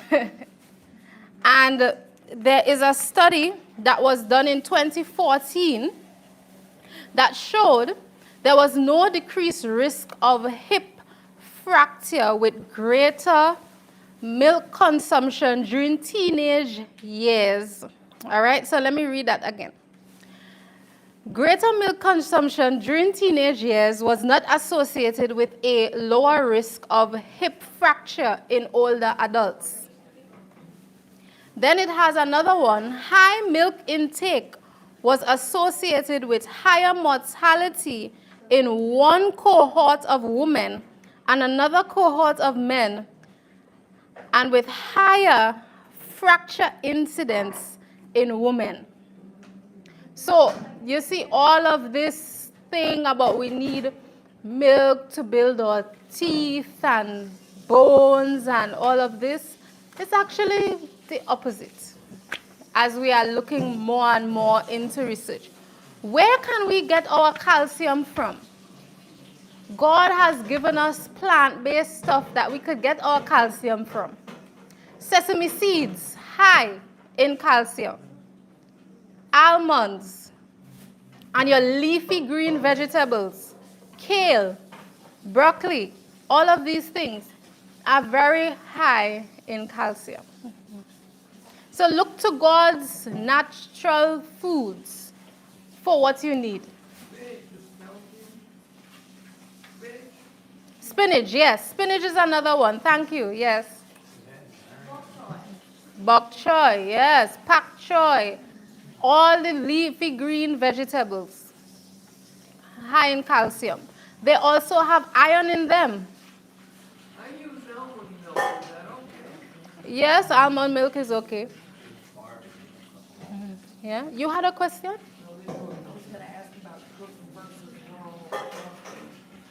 Okay. So raw is good because when you have like raw broccoli is high in something called sulfane, right? Which is an antioxidant found in broccoli. And studies show that like when you eat it raw, you get it better. You get more out of it than actually cooking it because you could lose it, you could deactivate it. So it's always good to have it raw. There are other green leafy vegetables though that when you cook them, you get its maximum absorption. So things like kale, when you cook them, you get the maximum absorption from them. All right. Kale ice cream? I don't think that will taste good, Mr. JP.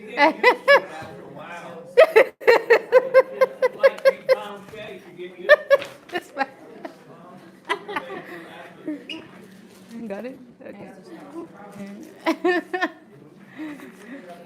Okay. I need another volunteer for the cashew dill dressing, and this is the last recipe. We need to finish at 12. What kind of oil, like vegetable oil that you buy goes in the food? What kind is the good kind?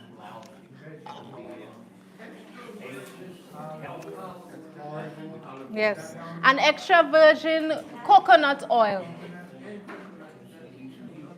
Yes. Most of them use pork. Make sure it's from one source. Virgin olive oil. Make sure it's from one source. So we're just putting for the cashew dill dressing, we're just putting everything together and we're blending them. Quite simple. You blend them until it's smooth. One thing we don't do is we don't drink and we don't eat in between meals, all right? So snacking is another thing that you will learn when you get into the plant-based world, or let's say into health reform, that is not recommendable. You don't want to snack. And sorry, let me just, and this is something pretty new for diabetics, right? Most times in the hospitals for diabetics, they will say you need to have a snack or 6 small meals and all of those things. As a diabetic, you need to have optimal digestion. And you will read that there's a book I mentioned earlier called Goodbye Diabetes. That book goes more in depth into optimal digestion for diabetics. Also, Counsels on Diets and Foods from Ellen G. White talks about digestion. Imagine eating all day, right? You eat at 8, and then you eat at 10, and then you eat at 12, and then you eat at 2, and then you eat, you're eating all day, right? Your body is not getting a break. Your digestive system is not getting a break. How is your body going to heal? When you're eating all the time, round the clock. It takes 4 hours for a meal to digest, so if you eat at 12 o'clock lunchtime, you're just getting rid of your breakfast. At least 5 to 6 hours, though. At least 5 to 6 hours, right? I've got a question. How long does it take to digest a fish? A fish? A fish, you asked? Yeah. I don't know, but it does take long. Animal products does take longer than plant-based foods to digest. Can I interject here what you were talking? I want to tell you that Dr. Pepper, they had 10 o'clock, 12 o'clock, and 2 o'clock or something, or 4 o'clock or something. You know what I'm saying? On the Dr. Pepper. That meant when you should take a break and drink a Dr. Pepper and Dr. Pepper? at all them times on What the Dr. talking about Pepper the- bottle. You know what I'm saying? Yes. Well, it's got like 10 o'clock on it, that you should break one at 10 o'clock, 2 o'clock, and then 4 o'clock. On the Dr. Pepper bottle.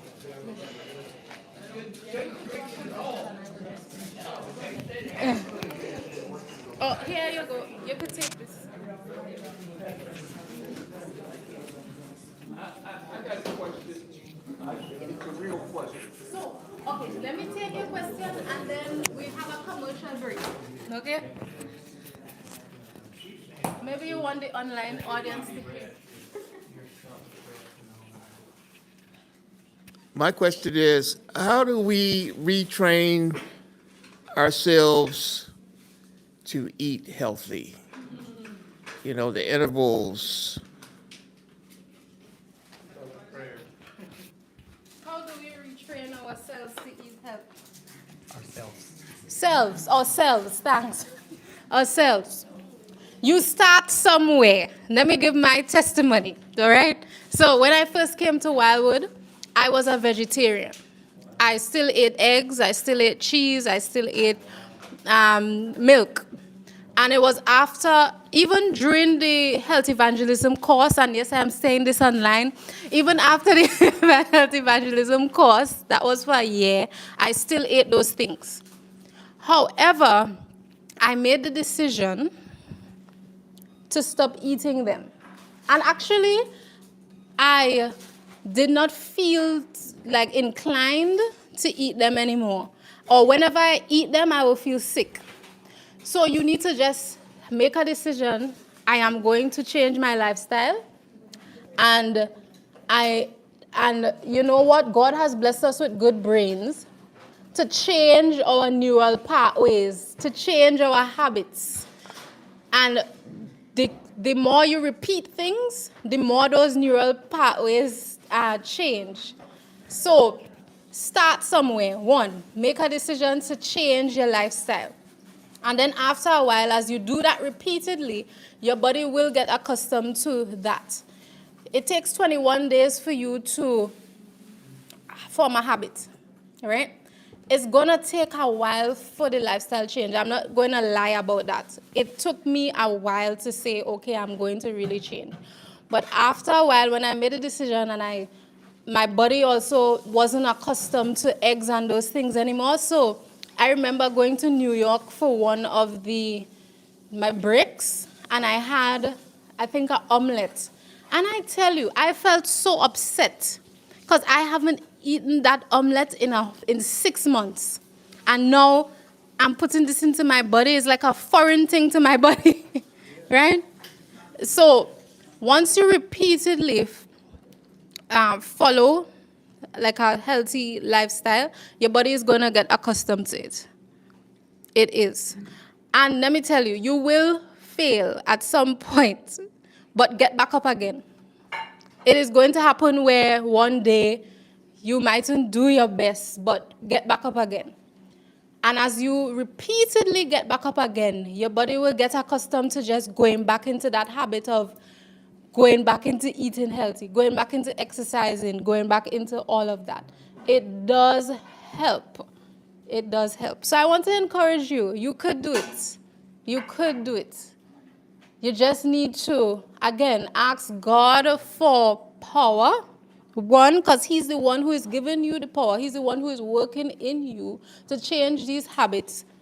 And then you, once you give your will to the Lord, He will work through that, and you repeatedly follow this lifestyle. Your body is going to adjust to it, and your taste buds are also going to be adjusted as well. Because if I taste even cheese now, my body automatically is like, nope, I don't want that. That's a foreign object. Literally. It's so interesting how your body works. All right? What do you use in place of cheese in a sandwich?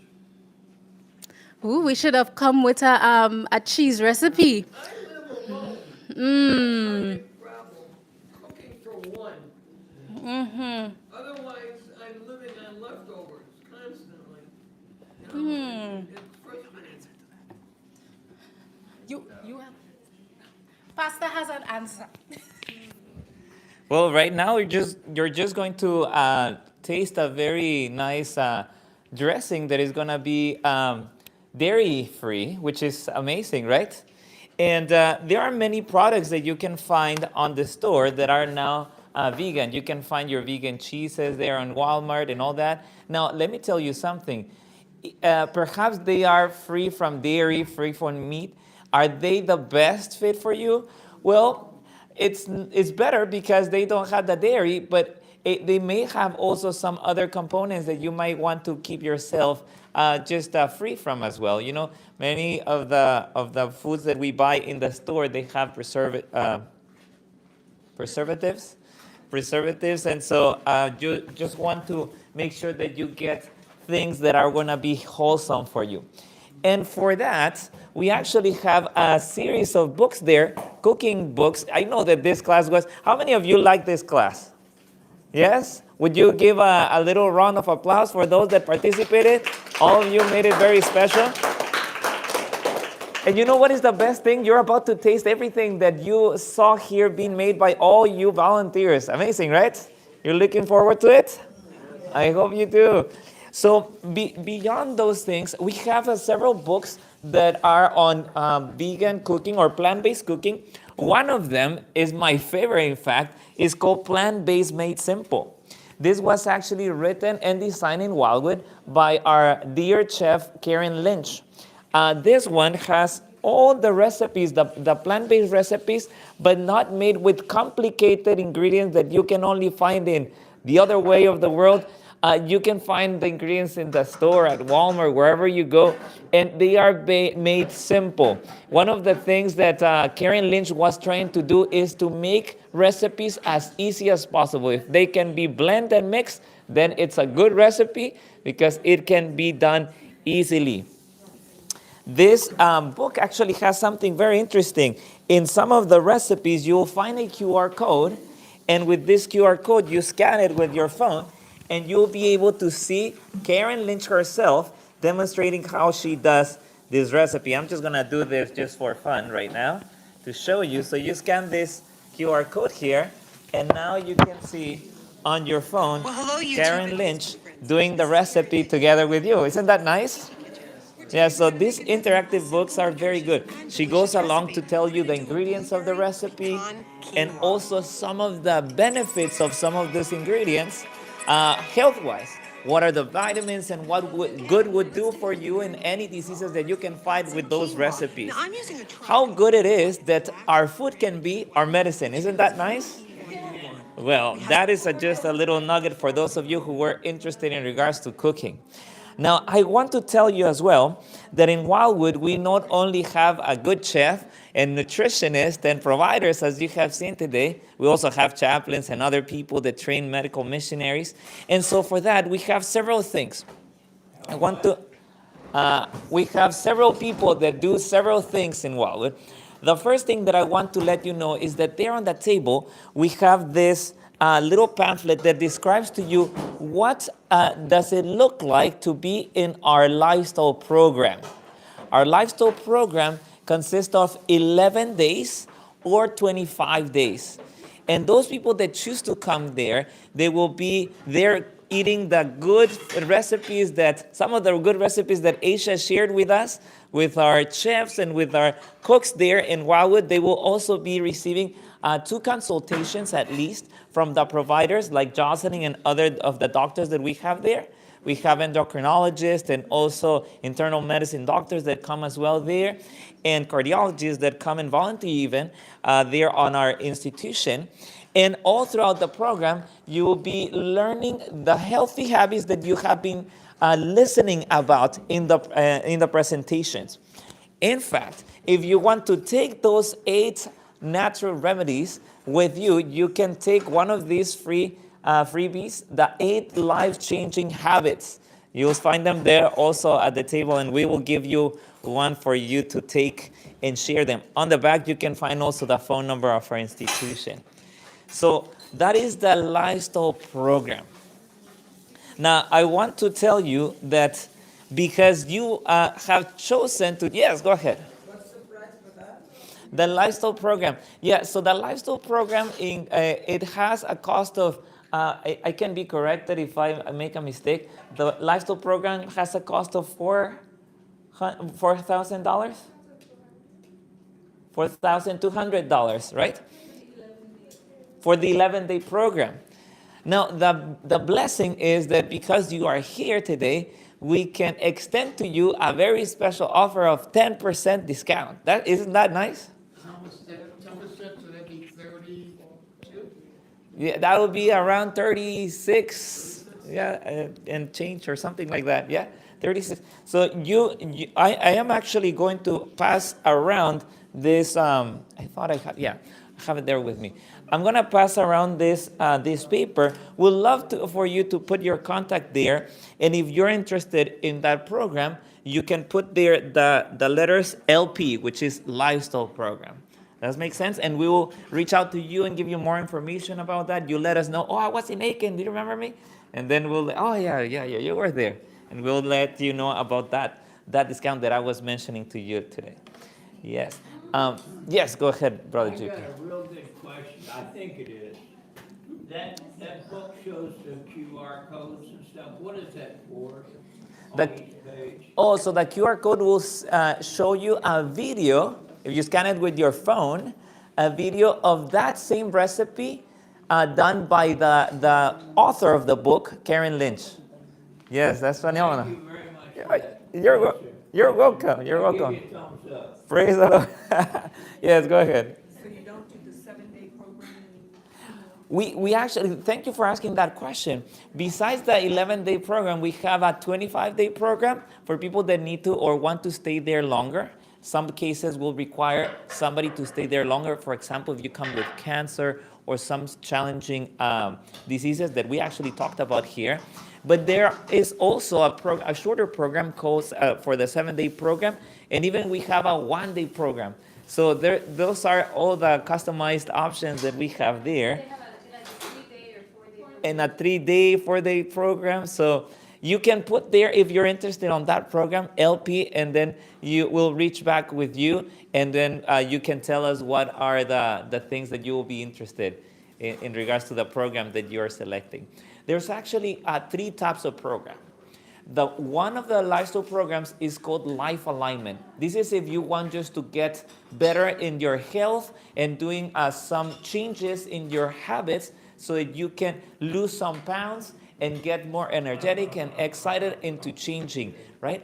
There is another program that is called the Disease Reversal Program, and that is for people that have perhaps a chronic disease they want to fight back, like high blood pressure or cholesterol or cancer or diabetes or all of the other chronic diseases. And that is specifically for people that want to reverse those diseases. They will have more appointments with the doctor, and that will also help in the intervention of those diseases. And then there's the third type of program that is called the mental wellness program. mental health program. And this is for people that are challenged with anxiety, depression, and those kind of situations. We remember that in the presentation that many of the diseases that we physically have actually have as their foundation the mental health, right? The anxiety and those things, they can lead us to have those challenges. So that is the third program. All right, any question in regards to that? Yes, go ahead. When I go to like a sub center or something, and I look at what they got, the vegetables and the tomatoes, and they're real light, I will know it. If they're real dark and pretty, like that, that's fine. Very good. It's more helpful to the one that's dark. Mm-hmm. Yeah, it's good to observe well in those things. Now, another aspect of our institution has the lifestyle center for people that want to come to the program, but it also has an educational department. And this is for people that actually want to learn how to do the things that we did here, the presentations, or want to become a lifestyle coach, or want to learn how to be a medical missionary. And so for that program, we have an in-house program of 6 months. So during those 6 months, people can come and stay on our campus in our dormitories and learn from our providers and also from our teachers and pastors on how to do medical missionary work. This is phenomenal because Sister Ellen White said that we have come to a time when every church member should become a medical missionary worker. And that is, or take hold of medical missionary work. And that is an opportunity that we can have in person. Now, what happens if I cannot come in person? Well, we also have the program online. So you can do it also from the comfort of your home, whether you speak English or whether you speak Spanish. We have that program online, catered for each one of us. Throughout 1 year, we can finish that program. If you're interested in either the health evangelism, that's the name of the training, in person, you can put there HE on that list, or you can put OT if you're interested in the online version of that program. The last, and by the way, our students have made, they're very industrious, and they have developed products to sell for them to go on their mission trips. And one of them, maybe some of you have already gotten a hold of it, is called the Healing Salve. So they made this healing salve with 100% natural ingredients to help with different things in regards to healing in the skin, on the skin. So you can use it. It's called Healing Salve with castor oil, and this one is peppermint smell. The other one is, how is it called? Lavender. Yes, lavender. And by the way, Taylin is one of our students there. She's been there 2 months. She comes all the way from Taiwan, and she wants to get a hold of this training. That's why she's here with us. Thank you, Taylin, for being with us. Together with that, they actually made some capsules, and this one is organic turmeric. I don't know if you knew about the turmeric, but turmeric actually has a very powerful power on fighting back inflammation. And did you know that the foundation of disease is actually inflammation? Well, if you're interested in this, we have it there also on the table there. And if you want to know what our lifestyle guests do actually during the program, we actually have this last copy of the Wildwood Lifestyle Program Guest Workbook.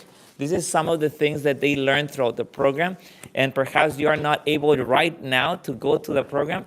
Maybe you want to get one of this. We have more books there in regards to cooking and natural remedies, how to use charcoal. We have charcoal. We have some essential oils, echinacea, which is very good for respiratory diseases. You take some of those drops and it will fight back the viruses that are around there.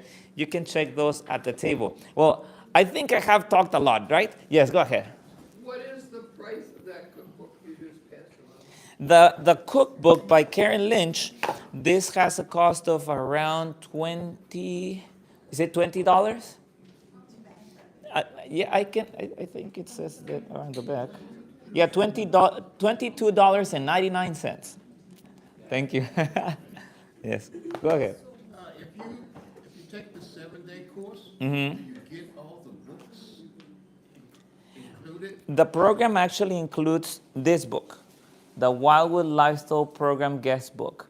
Additional to that, when you come to the program, you'll receive a USB drive with all the presentations of all the lecturers that were there throughout the program, the doctors and the coaches and the chaplains. And together with that, you'll get some additional books and work guides, handouts that you're gonna be able to use to track the way that you're implementing those lifestyle changes in your health. And you'll also have a chart where you can record how your numbers are dropping down in regards to blood pressure and things like that. So yeah, it's very nice, very comprehensive. Yes. Any other? Yes, you have. What's good in the morning for breakfast? Like if you're gonna drink coffee, is coffee good for you? Or are you gonna drink, is tea good for you? For the morning. Just water? I will give you something that is actually excellent for you in the morning. Do you all want to know what is excellent for you in the morning? And it's actually a drink, and you can all do it, and it's very easy to make. I'll give you the pen.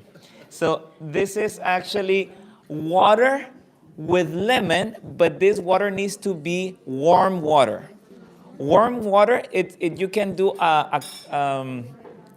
this is how I do it: a mug of water or 2 cups of water with half a lemon there squeezed on the fresh lemon. Please don't do those concentrate things. So fresh half lemon there in warm water, and then you drink it in the morning. It actually has a powerful way of, well, first of all, you get all the antioxidants on the lemon, but it's a very good way to balance your digestive tract and also to set up very well your respiratory system. It's a good way to start the day. Yes, go ahead. Honey with it too, would that be good? Put honey in it too? Yes, some people like to add some honey. I prefer it without it, but you can. Honey has many wonderful properties, and but as long as it is coming directly from the bees, right? Have you ever suggested aroma for a substitute? Aroma can be used for a substitute. There are some transition products that are sold. We talked a little bit about the vegan cheeses, right? They are better because they don't have dairy, but they're not your best option. You can do your own cheeses, and you'll find several recipes on those books on how to do your own cheeses. For the Roma, it's the same thing. The Roma is good. It's not your best option because the grains are actually being, we can say, roasted a little bit too much, right?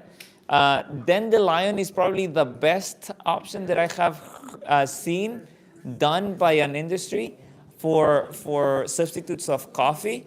And it is better, definitely, way better than coffee because it doesn't have the caffeine. Actually, the dandelion has some healing components.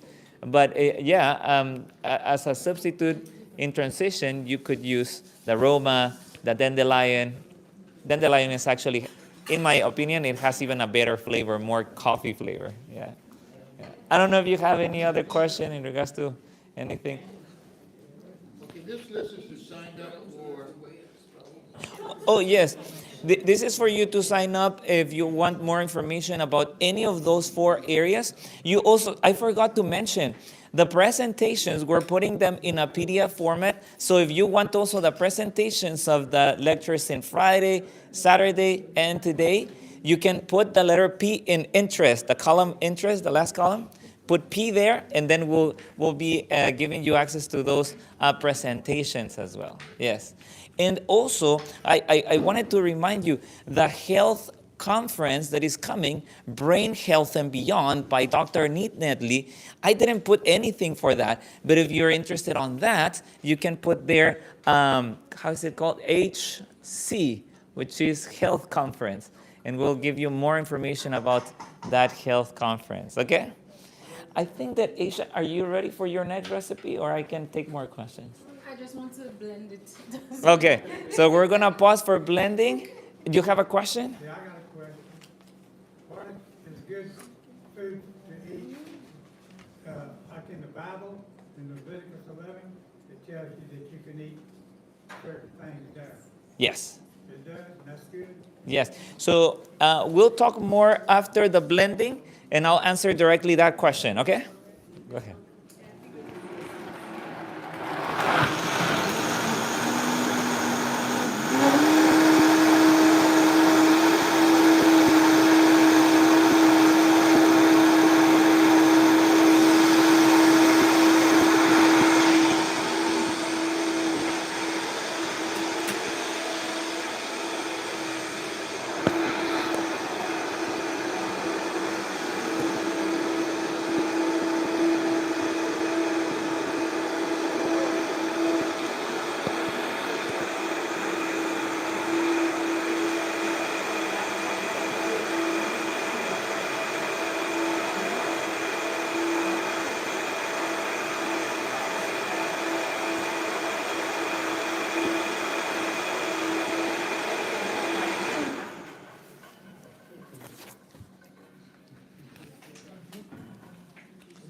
All right, so any last things that you want to say anything about this recipe?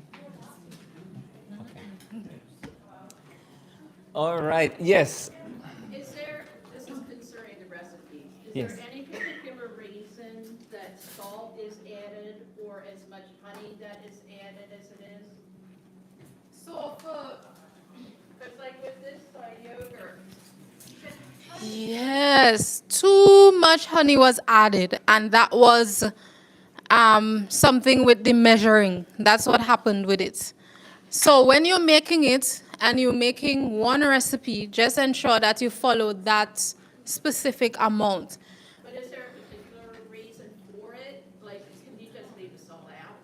Or is there a reason? Oh, salt, right. So salt actually enhances the flavors of everything else that you have in there. It brings out the other flavors.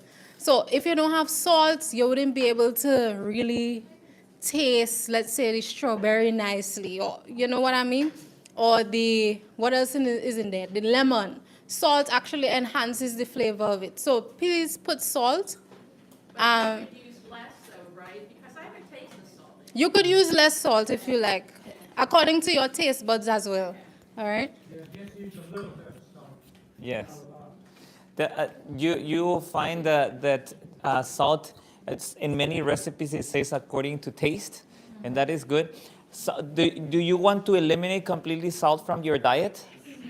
No, this can actually create some health problems. We have seen people that have actually health problems because they just chose to quit at all the salt. Salt is not your enemy necessarily, but you need to use it with measure. Temperance with good things is actually very good. Oh, I wanted to add the type of salt again is what's key. No table salt. Yes. Okay. I don't want any of you to leave out with a little gift that we're giving. I want just to ask you before you leave, how many of you have been encouraged to put into practice these 8 natural remedies that we have seen throughout this weekend? Are you encouraged to put them into practice? Would you like to take them with you so that this is a reminder for you? Okay, I am going to ask for a volunteer that will help me to hand them out. And so you can raise your hand and we will have, who could help me? Would you like to help me? Yes.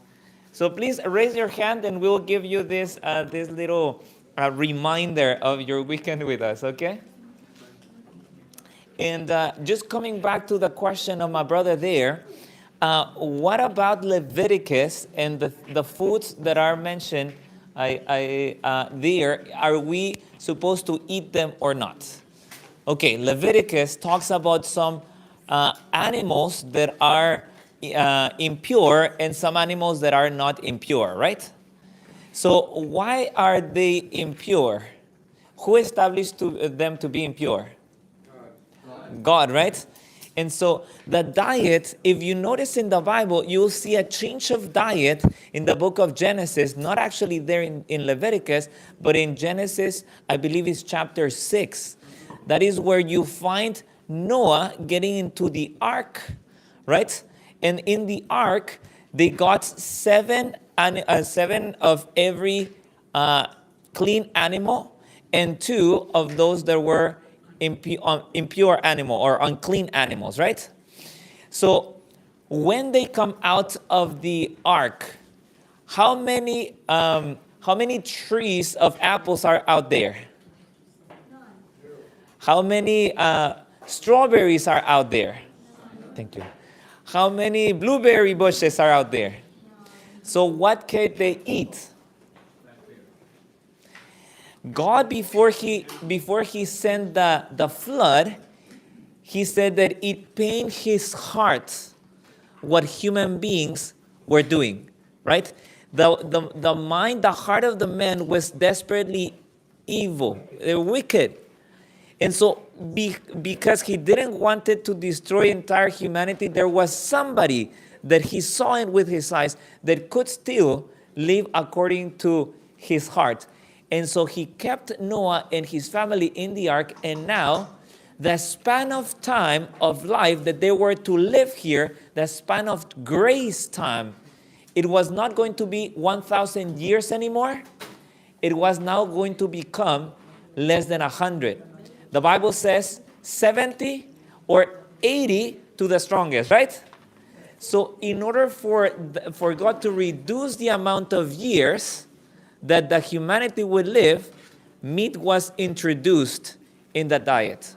Now the question that we have today is it against the law of God to eat the animals of Leviticus? Is it against the law, yes or no? No, it's not against the law. Now, is it better to preserve health by avoiding the use of meat that reduce the amount of lifespan of humanity? Yes or no? Well, that actually depends on you. What kind of life would you like to enjoy? Life or life more abundant? So I hope that this brings a little bit of thought food to our brain, that we can realize that actually the message of God is for our best good. He is here. He has come for us to have life and to have it more abundantly. All right. Any other last question before we wrap up? How is the lemon pie? Good. Very good. Does this pie taste like life more abundant? No, not yet. All right. What can we do? If, there was a question here that Aisha was asked. How can we change the way that we eat? Right? We are not used to eating healthily. There are many things that we can do. I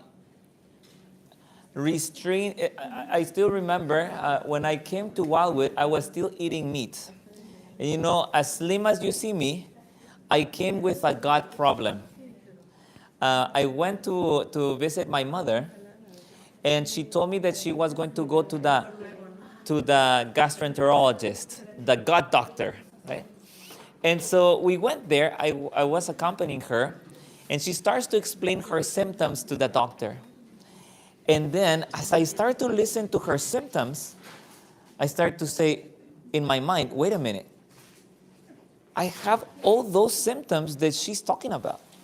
Constipation and acute pain in my... And so I start to tell the doctor, I have a question. I'm sorry, I am not the patient here, but I have exactly the same symptoms that my mother has. And then she tells me very kindly, I am not the patient, but she tells me, okay, tell me more about it. And so I start to express to her my symptoms, that I had acute pain there in my stomach. I had constipation. It was, sometimes I would go to the restroom, sometimes I would. And then she tells me, this is a non-7-day Adventist doctor. She looks at me and she tells me, you have to stop eating meat. How do you think that I felt? I am the 7-day Adventist pastor, representative of the health message of my church and my district to the community that I'm serving. And here it is, a non-Christian, non-7-day Adventist doctor telling me, you got to stop eating meat. I took it as God speaking to me. Since then, I took a break. in that diet that I used to have. And now, as I look back, I regret it not at all. I have no more pain in my stomach. I told you already the story of dairy in me. No more allergies. My health has been a great blessing now to me. And now I'm sold. I am completely sold to the health message. I am a pastor, but I am a proponent of the health message, not because of anything else, but because of what I believe. And I believe it because I have tasted it. You know, the Bible says, taste and see that the Lord is good. Is he good? Yes. Sometimes we are already used to what we eat, right? I crave for greasy things, for fried things. I tell you the truth. But I always remember who has brought me out from that pain and has given me a life more abundant. And he gives me the opportunity to learn something better. Yes, go ahead. How old are you? You can. Younger than you. I haven't told yet to my wife how old. No, I'm just joking. No, you can. You could pick a wild guess, but How old do you feel? I feel great. But I am 36. I am 36. This year I'll become 37. But praise the Lord, I enjoy life. I hope you do too. I have grandchildren your age. Yes, that's right. Praise the Lord. Praise the Lord. Okay. Well, that is it. I hope that you enjoy the rest of the food. And if you have any questions, please come to the table. We'll be more than glad to answer those questions. And if you anything else that we can help you, we're glad to do so. God bless you. Should we close with a word of prayer? Yes. All right. Let us pray.